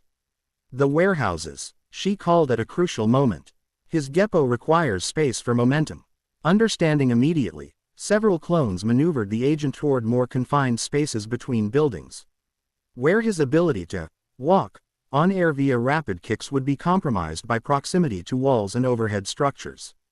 The CP9 agent recognized the strategy too late, finding himself channeled into increasingly restrictive battlegrounds that negated his mobility advantage. For the first time, genuine tension appeared in his movements, professional composure giving way to the realization that he faced an opponent beyond standard parameters. Your coordination is remarkable, he conceded, deflecting attacks from multiple angles simultaneously. Most devil fruit users lack such tactical discipline. You fight like a soldier, trained for unit cohesion. I told you, Naruto replied through his original form, now infused with the beginning stages of Sage Mode, orange pigmentation forming around his eyes. You talk too much. With timing honed through years of ninja training, the original Naruto and two clones converged on the agent from different angles, each forming the spiraling energy of a Rasengan in their palms.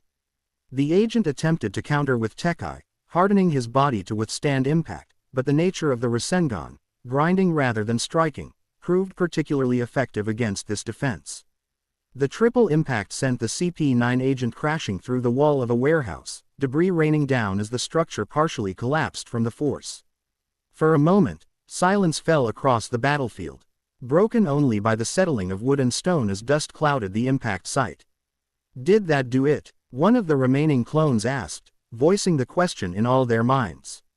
The answer came with explosive force as the rubble erupted outward, the agent emerging with his pristine suit now torn and dusty, the white mask cracked to reveal a single cold eye filled with calculated fury.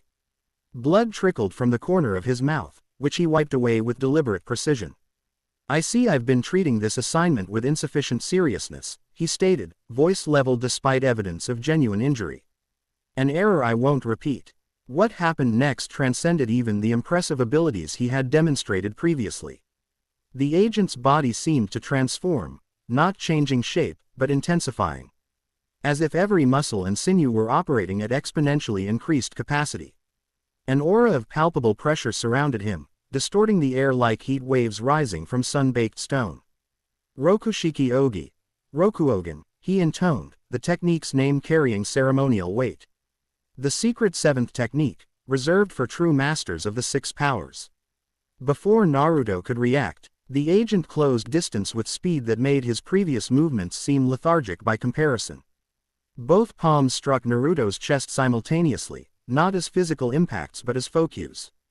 Deep pressure points that bypassed external defense to target internal systems directly.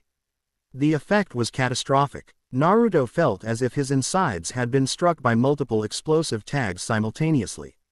internal damage radiating outward from the impact points. Blood erupted from his mouth as he was launched backward, crashing through multiple warehouse walls before coming to rest amid splintered timber and broken stone nearly 100 meters from the initial contact. His remaining shadow clones dispelled automatically as his concentration shattered, leaving the original body struggling to remain conscious as unprecedented pain coursed through his system. Even with his enhanced healing abilities, the damage was severe, perhaps the most significant internal trauma he had experienced since arriving in this world. Through dust-clouded vision, Naruto perceived the agent approaching with measured steps, unhurried now that his opponent appeared neutralized. In desperation, Naruto attempted to access the Nine Tails chakra more deeply, seeking the regenerative power that had saved him in past crises. The response was immediate but unexpected. The fox's energy surged through his system with greater potency than he had experienced since arrival, as if the severity of the situation had somehow synchronized their dimensional frequencies more perfectly. Red chakra enveloped his body, steam rising as accelerated healing began repairing damaged organs and tissues. The CP9 agent halted his approach, visible eye widening at this unexpected development. Fascinating, he murmured, profession. Interest temporarily overriding combat focus. Spontaneous regeneration beyond even the capabilities of known zone-type devil fruits. The world government's interest in you is entirely justified, Uzumaki. Naruto rose unsteadily to his feet, the Nine Tails chakra forming a distinctive aura around him. You haven't seen anything yet, he managed, voice distorted by the transformation beginning to manifest, elongated canines. Sharpened nails, features becoming more feral as the fox's influence increased. Before their confrontation could escalate further, however, intervention came from an unexpected quarter. Nami, who had been strategically positioned throughout the battle, had maneuvered to higher ground on an adjacent warehouse roof. Now, with precise timing, she unleashed a weapon Naruto hadn't seen her employ previously, a staff modification that generated localized weather phenomena. Thunderbolt tempo, she called, bringing the weapon down in a decisive arc. The sky above the CP9 agent darkened instantaneously as unnatural storm clouds formed with impossible speed. Before he could react, a bolt of lightning struck with pinpoint accuracy, the electrical discharge amplified by the metal components of the fallen warehouse around him. The attack's timing was perfect, catching the agent in mid-analysis, before he could activate Tekai or evade with Soru. The lightning's impact drove him to one knee, electricity coursing visibly through his body as his muscles spasmed involuntarily. Naruto seized the opening without hesitation. Drawing on the Nine Tails enhanced chakra, he formed a Rasengan larger and more densely concentrated than any he had attempted in this world. The spiraling sphere grew to massive proportions, wind nature chakra integrating with the base technique to create cutting edges that rotated around the core like miniature blades. Wind style. Rasenshuriken, he announced, the technique's name serving both as focus and declaration of intent. With a final surge of chakra, Naruto launched the technique directly at the still recovering agent. Even with his extraordinary abilities, the CP9 operative couldn't fully evade the attack in his compromised state. The Rasenshuriken detonated on impact, expanding into a perfect sphere of destructive wind chakra that enveloped its target completely. The resulting explosion transformed the warehouse district. Buildings shredded by microscopic wind blades, debris launched skyward before raining down across a wide radius, a perfect hemispherical crater carved into the stone plaza where the technique had detonated. When the chaos finally subsided, the CP9 agent lay motionless at the crater's center, his immaculate suit in tatters, the white mask completely shattered to reveal a face now unconscious but remarkably still intact, testament to his superhuman durability even when overwhelmed by force beyond his experience. Naruto stumbled forward, the Nine Tails chakra receding as the immediate threat passed. His body, though rapidly healing, still suffered the aftereffects of the Rokuogen technique, internal damage that would require time to fully repair even with his enhanced recovery. Naruto, Nami called, descending from her position to reach him. We need to leave immediately. That explosion will draw attention from across the entire island. She was right. Already, distant shouts could be heard as townspeople and authorities responded to the disturbance. If Marines were stationed on the island, they would undoubtedly converge on their location within minutes. What about him? Naruto asked, nodding toward the unconscious agent. He'll just come after us again when he recovers. CP9 agents don't fail assignments, Nami confirmed grimly. But killing him would escalate our situation. Own fugitives to priority targets for the entire world government. We need distance, not further complications. Though part of him recognized the tactical wisdom in her assessment, Naruto found himself reluctant to leave an opponent who might pose future threat.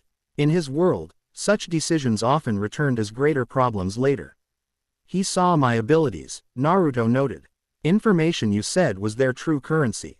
Nami considered this valid concern. Then give them something to think about rather than act on, she suggested. Leave him with questions rather than answers. Understanding her intent, Naruto knelt beside the fallen agent despite his own injuries. Using techniques developed for sensitive intelligence operations in Konoha, he placed his hand on the agent's forehead, sending a precise pulse of chakra to target memory centers. The technique wouldn't erase memories entirely. That required specialized abilities he didn't possess, but it could fragment and confuse recent recollections, making detailed reporting difficult if not impossible. It won't stop him, but it might slow their analysis, Naruto explained as he completed the procedure. With no time for further measures, they departed the devastated plaza, using back alleys and service corridors to avoid the crowds now converging on the battle site. Naruto created transformed shadow clones to scout their path to the harbor, ensuring they avoided marine patrols responding to the disturbance. Reaching the maelstrom Freedom without further incident, they quickly prepared for emergency departure. Naruto's clones provided crucial assistance, compensating for his injured state as they raised anchor and unfurled sails. Nami navigated them from the harbor with expert precision, using smaller channels less likely to be monitored during the developing crisis.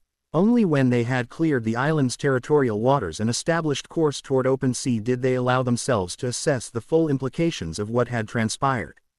The encounter with CP9 represented significant escalation, confirmation that the world government considered Naruto's abilities important enough to deploy their most elite operatives. Your wound, Nami said, noticing Naruto wince as he secured a line. Let me see. Despite his protest that it was healing naturally, she insisted on examining the injury. In the captain's cabin below deck, Naruto reluctantly removed his jacket and shirt, revealing extensive bruising across his chest where the Rokuogan technique had struck. Though the Nine Tails chakra had already repaired the most severe internal damage, the visual evidence remained alarming. That's not normal healing, Nami observed as she carefully applied medicinal salve to the affected area. Even with your abilities, Naruto nodded agreement. The Nine Tails chakra responded differently this time, more powerfully, more directly. Almost like, he searched for the right comparison, like when I'm in danger in my own world. Could it mean something? Nami asked, her hands gentle despite her businesslike demeanor. About the connection between worlds. The question touched on possibilities Naruto had considered during quiet moments throughout their journey. Maybe. In my world, dimensional barriers can be strengthened or weakened by various factors. Extreme stress, specific locations, unusual energy convergences, they can all affect how dimensions interact.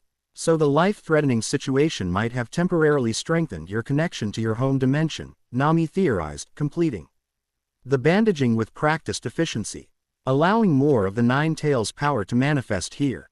It's possible, Naruto acknowledged, carefully replacing his shirt. If true, it could be important for finding a way home eventually.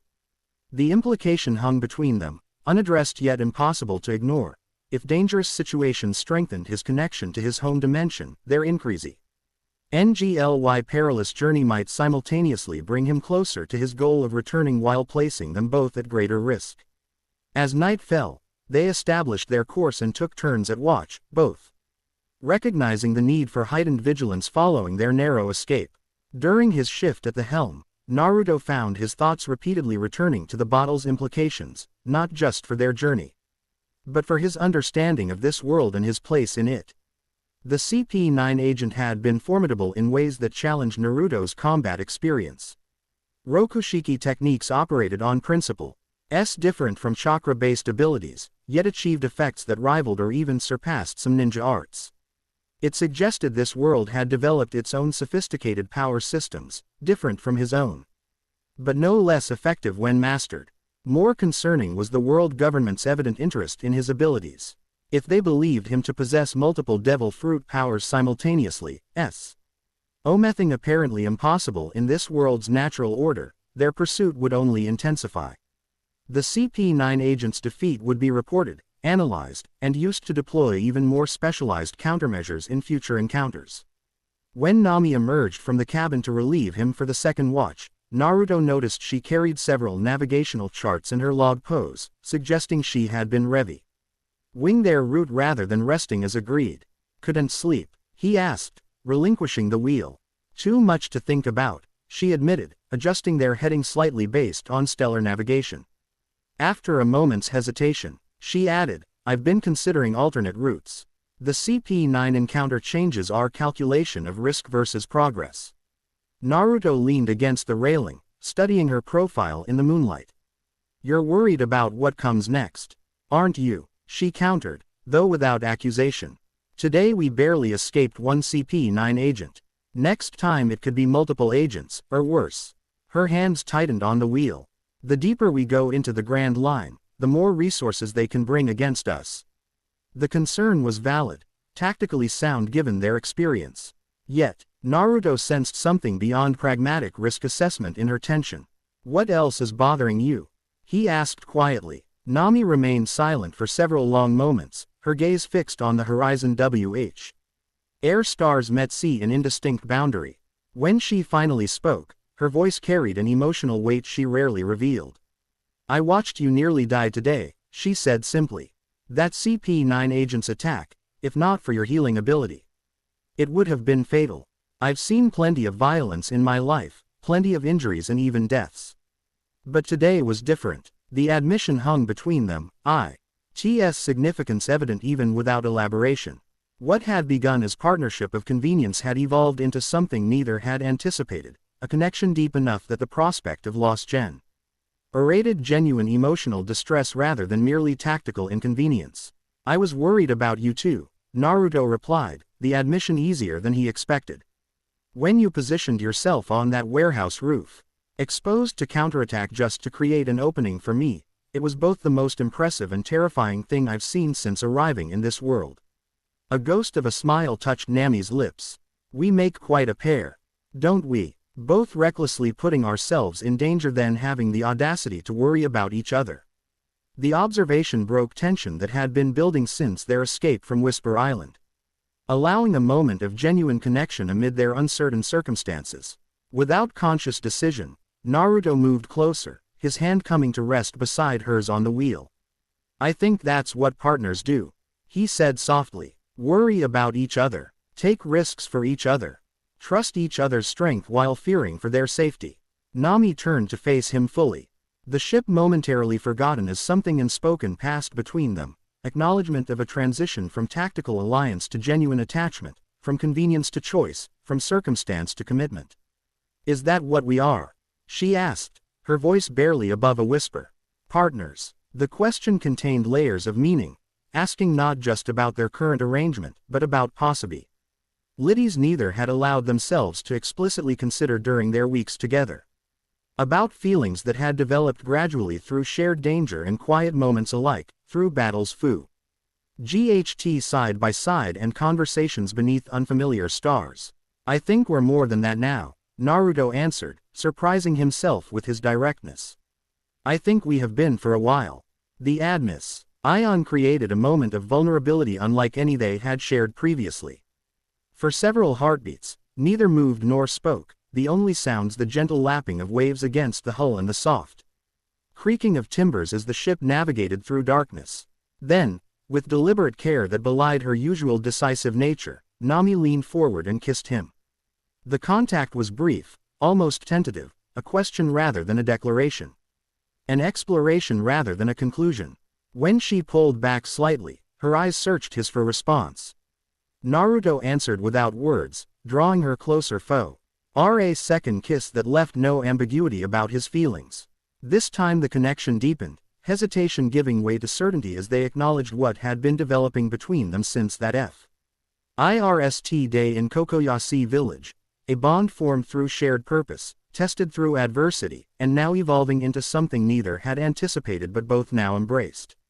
When they finally separated, Nami's smile held a quality Naruto hadn't seen before, an unguarded happiness previously concealed beneath layers of pragmatism and caution. That was long overdue, she admitted. Worth waiting for, though, Naruto replied, returning her smile with equal warmth. They remained at the helm together, Nami navigating while Naruto stood beside her, their shoulders touching in comfortable proximity. The question of what precisely their relationship had become remained unanswered in explicit terms, yet somehow the ambiguity felt appropriate. Like their journey itself, it was something being discovered rather than defined. Experienced rather than categorized. As dawn gradually illuminated the eastern horizon, painting the sea in shades of gold and amber, they spotted something unexpected, an island not marked on their charts. Its silhouette distinctive against the brightening sky. That's not on our route, Nami observed, consulting the log pose which pointed in a completely different direction. The magnetic field isn't even registering on the pose. Naruto studied the mysterious landmass with growing interest. Could it be one of those uncharted islands you mentioned? The ones that appear and disappear? Possibly, Nami agreed, adjusting their course slightly for better observation distance. Some islands in the Grand Line exist outside normal magnetic fields, making them nearly impossible to locate twice. They're often sites of unique phenomena or resources. As they drew nearer, details of the island became clearer, a relatively small landmass dominated by a central mountain, whose peak seemed to shimmer with unnatural light even in the morning sun. Most striking was the perfect symmetry of the formation, suggesting artificial construction rather than natural geography. That's definitely not natural, Naruto confirmed, his enhanced vision detecting details invisible to normal sight. The entire mountain appears to be a structure of some kind, ancient, but deliberately created. The discovery presented an immediate decision: continue on their plotted course following the log pose, or investigate this unexpected find that might contain valuable resources or information. After their encounter with CP9, the cautious approach would be minimizing detours and making progress toward their primary objectives. Yet both felt drawn to the mysterious island, compelled by instincts that transcended mere curiosity. For Nami, it represented a cartographer's dream, the opportunity to document a location few if any navigators had recorded. For Naruto, something more primal resonated, a sense that this place might hold significance for his situation in particular. We should investigate, Nami decided, already adjusting their heading toward the island. Just long enough to assess whether it contains anything useful. If it appears on no charts, there's minimal risk of marine presence. Naruto agreed, though he maintained vigilant awareness as they approached, creating shadow clones to scout from elevated vantage points on the ship. Through their shared vision, he observed details that became increasingly intriguing, architectural elements unlike anything he had seen in this world, with stylistic features that resonated with ancient structures from his own dimension. There's something familiar about those patterns, he noted as they prepared to anchor in a natural cove on the island's eastern shore. Not identical to anything from my world, but reminiscent. Like distant cultural relatives. Cross-dimensional architecture, Nami suggested, only half-jokingly. This world has many mysteries. Especially in the Grand Line. Ancient civilizations, lost technologies, phenomena that defy explanation, all part of what makes mapping it so challenging.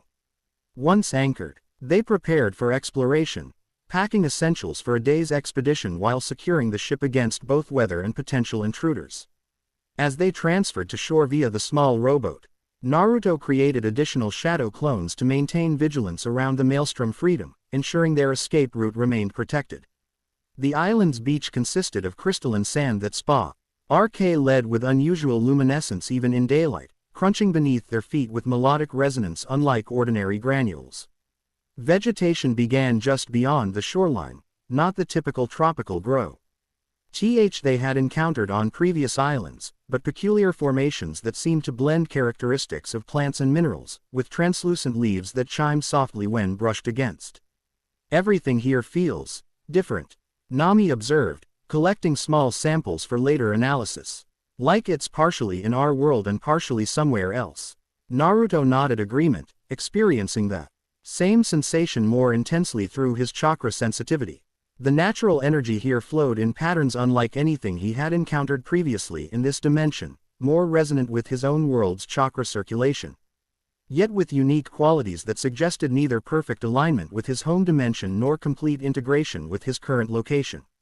They followed a path that appeared deliberately constructed despite signs of great age, smooth stones arranged in spiral patterns that gradually ascended the mountainside.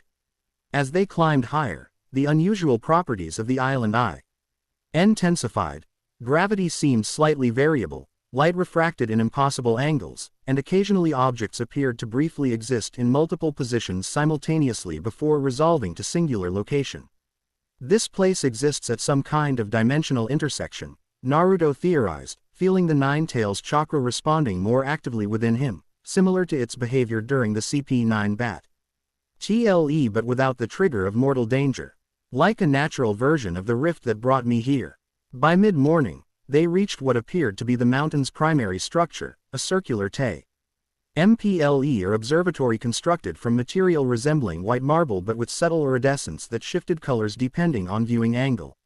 Massive columns supported a domed roof open at its center, allowing light to illuminate an intricate mosaic floor depicting cosmic patterns that seemed to move subtly when not directly observed.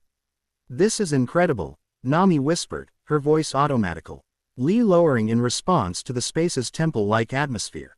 "I've never seen architecture like this anywhere in the East Blue or mentioned in any Grand Line records."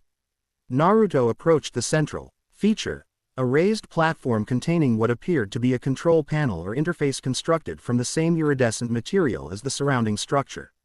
Symbols adorned its surface in patterns that naggingly suggested meaning just beyond conscious comprehension, neither the language of his world nor any writing system Nami recognized from hers. "I think it's active," he observed, noting BTLE pulses of energy emanating from the structure, visible to his chakra-enhanced perception though possibly imperceptible to normal senses. Whatever this place is, it's still functioning after who knows how many centuries. As he studied the symbols more closely, something extraordinary occurred. Portions of the interface began responding to his proximity, illuminating with soft blue light that intensified as he moved closer. When he tentatively placed his hand on the central panel, the entire structure resonated with harmonious tones as light patterns spread outward from his touch. "It recognizes you," Nami said in astonishment. Watching as previously dormant sections of the temple activated in sequence, light flowing through channels in the floor and walls to illuminate the entire structure. "Or at least, it recognizes something about you." Before Naruto could respond, the temple's activation accelerated dramatically. The mosaic floor beneath them shifted, its patterns realigning to form new configurations as energy coursed through the structure with increasing intensity. The open dome above began generating a column of light that extended skyward, visible even in daylight as a brilliant beam connecting the temple to the heavens. "What did you do?" Nami asked, moving closer to Naruto as the phenomenon intensified around them.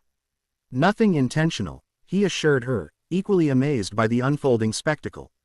"It seems to be responding to something about me, maybe my chakra signature or dimensional frequency." The temple's response continued escalating, the harmonic tones appending as the entire structure began to vibrate subtly beneath their feet.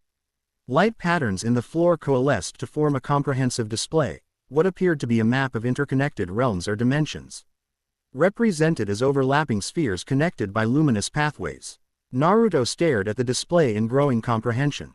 "It's a map of dimensional connections," he breathed, recognizing patterns that corresponded to theoretical models he had encountered during advanced chakra studies in Konoha. "This place is some kind of dimensional observatory, a facility for monitoring connections between worlds." As if confirming his assessment, two spheres within the display illuminated with particular brightness, one pulsing with blue light, the other with orange. Between them, a pathway that had appeared dormant suddenly flared to life, though its connection appeared tenuous, flickering rather than solid. "That's it," Naruto realized with growing excitement. "That's the connection between my world and this one, damaged or unstable, but still existing." Nami studied the display with both scientific curiosity and evident concern. If you're right, this could be crucial for finding your way home. But why would such a facility exist here? Who built it? Before Naruto could speculate, the temple provided its own answer. The central interface projected additional information, history. Cal records depicted through symbolic imagery rather than text. Though the specific details remained ambiguous, the general narrative became clear. An ancient civilization had existed across multiple dimensions, using facilities like this to maintain connections between realms. Some cataclysm had severed most of these connections, leaving only dormant monitoring stations as evidence of their existence.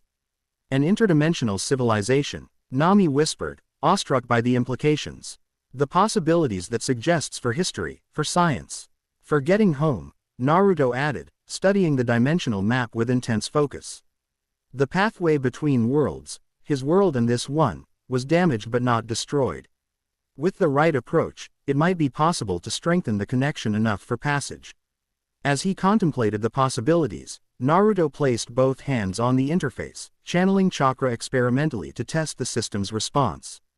The reaction was immediate and dramatic. The dimensional display intensified. The pathway between worlds temporarily stabilizing as his chakra synchronized with the ancient technology. It's responding to your energy, Nami observed. You might actually be able to control it. Encouraged, Naruto increased chakra flow, carefully modulating the input to match the system's resonance frequencies.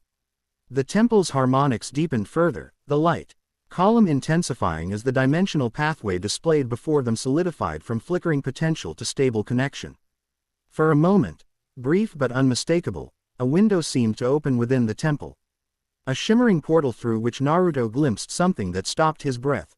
The stone faces of Hokage Mountain, carved into the cliffside overlooking Konoha, his home village illuminated by familiar sunlight.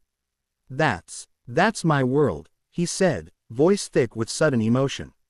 That's Konoha. The vision lasted only seconds before the connection destabilized, the portal collapsing as the temple's systems recalibrated. But those seconds had confirmed what Naruto had hoped since arriving in this dimension: a path home existed. Damaged, difficult to access, requiring precise conditions, but present.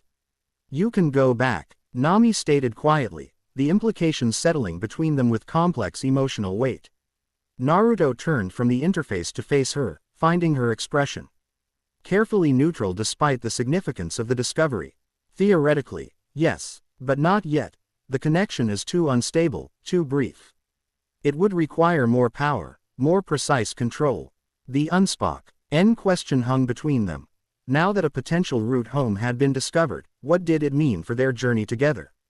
For the connection that had developed between them, acknowledged just hours earlier on the deck of their ship. Before either could address these questions directly, the temple's systems began behaving erratically. The harmonic tones shifted to discordant frequencies as light patterns in the floor pulsed with increasingly irregular rhythms.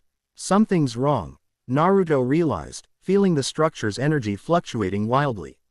I think the system is overloading. Chi wasn't designed to be activated after centuries of dormancy.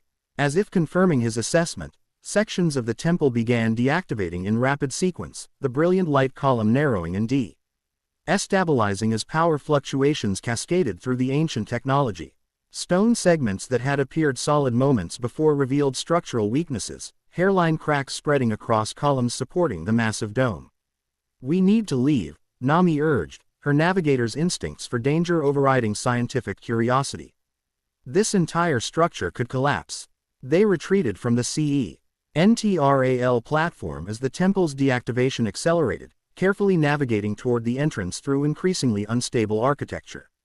Sections of the floor retracted unexpectedly, revealing mechanical systems beneath that sparked and smoked with energy discharge.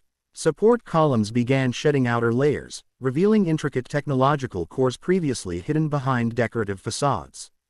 Despite the danger, Naruto paused briefly at the temple entrance, creating shadow clones that quickly documented as much of the dimensional map as possible before the display fully deactivated.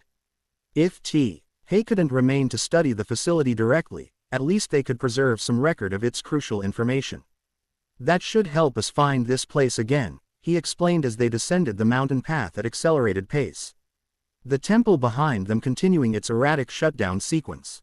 The dimensional coordinates, the connection patterns, if we can decipher them later, we might be able to locate other similar facilities. They reached the beach as the mountain's disintegration became visible even from a distance, sections of the structure retracting into hidden compartments, light patterns fading as ancient systems initiated what appeared to be emergency preservation protocols rather than catastrophic failure. It's not destroying itself, Nami realized as they launched the rowboat back toward their anchored ship. It's shutting down to prevent damage, like a computer entering sleep mode to protect its systems. Which means it might be reactivated under the right conditions, Naruto concluded. Hope evident in his voice despite their hasty retreat. We just need to understand how it works, what triggers it properly. By the time they reached the Maelstrom Freedom and prepared for departure, the mountain had returned to its dormant state, its spectacular light show and harmonic resonance replaced by apparent stillness that once again concealed its true nature beneath unremarkable exterior. As they navigated away from the mysterious island, Nami carefully marked its location on her charts, creating the first known documentation of its existence in this world. I'm naming it Nexus Island, she decided. Seems appropriate given what we discovered. Naruto agreed with the designation, though his thoughts remained focused on the implications of their discovery rather than its nomenclature. The existence of the Dimensional Observatory confirmed his situation was not unique. Connections between worlds had been established before, by civilizations with technologies or abilities specifically designed for interdimensional travel. More importantly, it provided concrete evidence that return to his home dimension was theoretically possible. Not immediately, not easily, but achievable with sufficient understanding and proper conditions.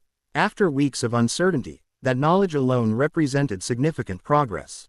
Yet as they established course back toward their original route, following the log pose's guidance once more, Naruto found his emotions unexpectedly complex. The prospect of returning home, something he had assumed would bring unmitigated joy, now carried bittersweet implications he hadn't anticipated when first arriving in this world. Nami noticed his uncharacteristic quietness as evening approached. You're thinking about what we saw, she observed, joining him at the bow where he had been watching the sunset with unusual intensity. About Konoha, Naruto nodded, appreciating as always her perceptiveness.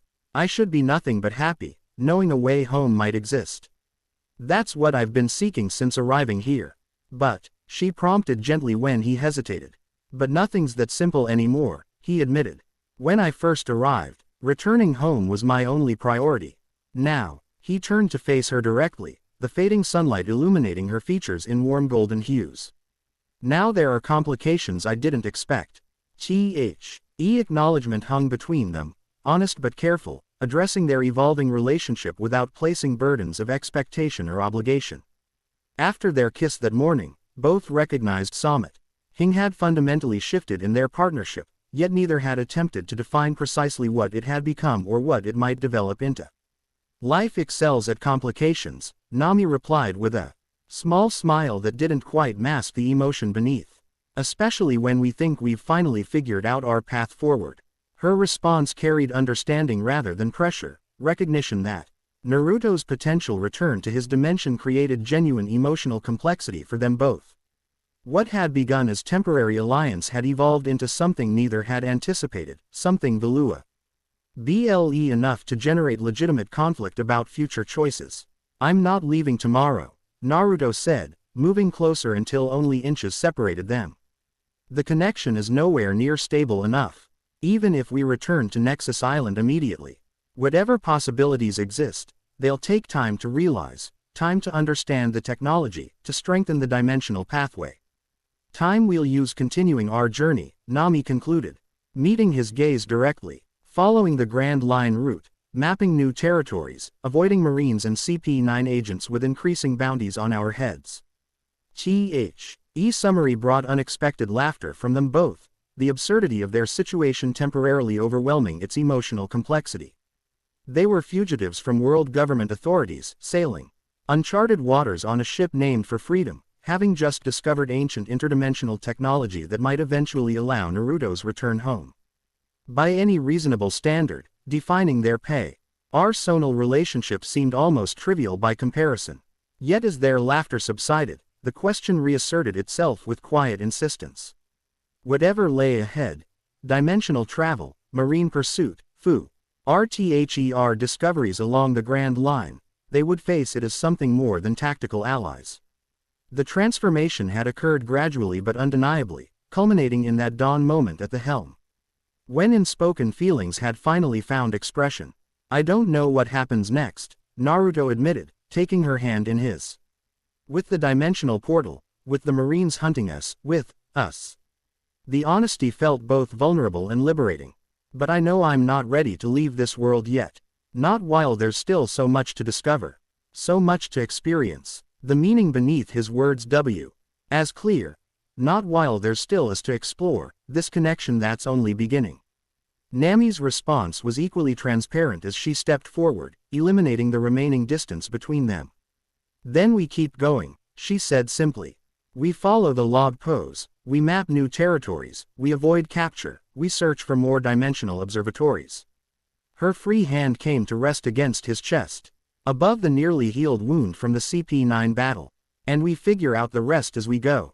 Together." The kiss that followed held none of the hesitation of their first exchange. It was affirmation rather than question. Commitment rather than exploration. Whatever complications lay ahead, whatever choices eventually presented themselves, this moment existed with perfect clarity, two people from different dimensions. Choosing each other despite uncertainty, finding in their connection something worth preserving regardless of what the future might demand. As night fell completely, stars emerging in familiar yet foreign patterns above the Grand Line, they remained at the bow together, partners in navigation, in combat, in discovery, and now in something deeper that required no immediate definition beyond mutual recognition of its value. The Maelstrom Freedom continued its journey through darkness, guided by Nami's navigational expertise and the mysterious log pose that connected islands along the Grand Line's convoluted route. Behind them lay Nexus Island with its ancient technology and dimensional revelations. Before them stretched the vast unknown of the Grand Line, with its unpredictable weather, mysterious phenomena, and lurking dangers from both natural and human sources. For Naruto Uzumaki, displaced ninja from another dimension, the path forward contained both promise and uncertainty, potential return to his home world balanced against newfound connection in this one. For Nami, navigator and cartographer, it offered continued progress toward her dream of mapping uncharted territories while navigating emotional terrain equally unexplored. For both, together, it represented choice rather than circumstance, partnership born of crisis but sustained by genuine affinity, mutual respect that had evolved into deeper attachment, shared purpose that now encompassed personal dimension alongside practical objectives. Whatever challenges awaited, CP9 agents with specialized countermeasures, Marine task forces with escalating authority, the technical complexities of interdimensional travel, they would face them not as individual fugitives thrown together by fate, but as deliberate allies who had chosen each other despite every rational argument for simpler paths. As the Maelstrom Freedom sailed onward through starlit waters, its name remained their shared philosophy, liberty not just from external control, but from limitation, from convention, from the boundaries between worlds that had brought them together against impossible odds. Freedom to choose their own course, even when that course defied conventional navigation. Freedom to forge connection across dimensional barriers. Freedom to discover what might develop between a displaced ninja and a determined navigato. When given time to explore possibilities neither had imagined when their paths first crossed. The journey continued, unfinished but undeniably meaningful, a maelstrom of uncertainty navigated together. A freedom claimed rather than granted, a story still being written across the endless horizon of the Grand Line and beyond. Chapter 3 End.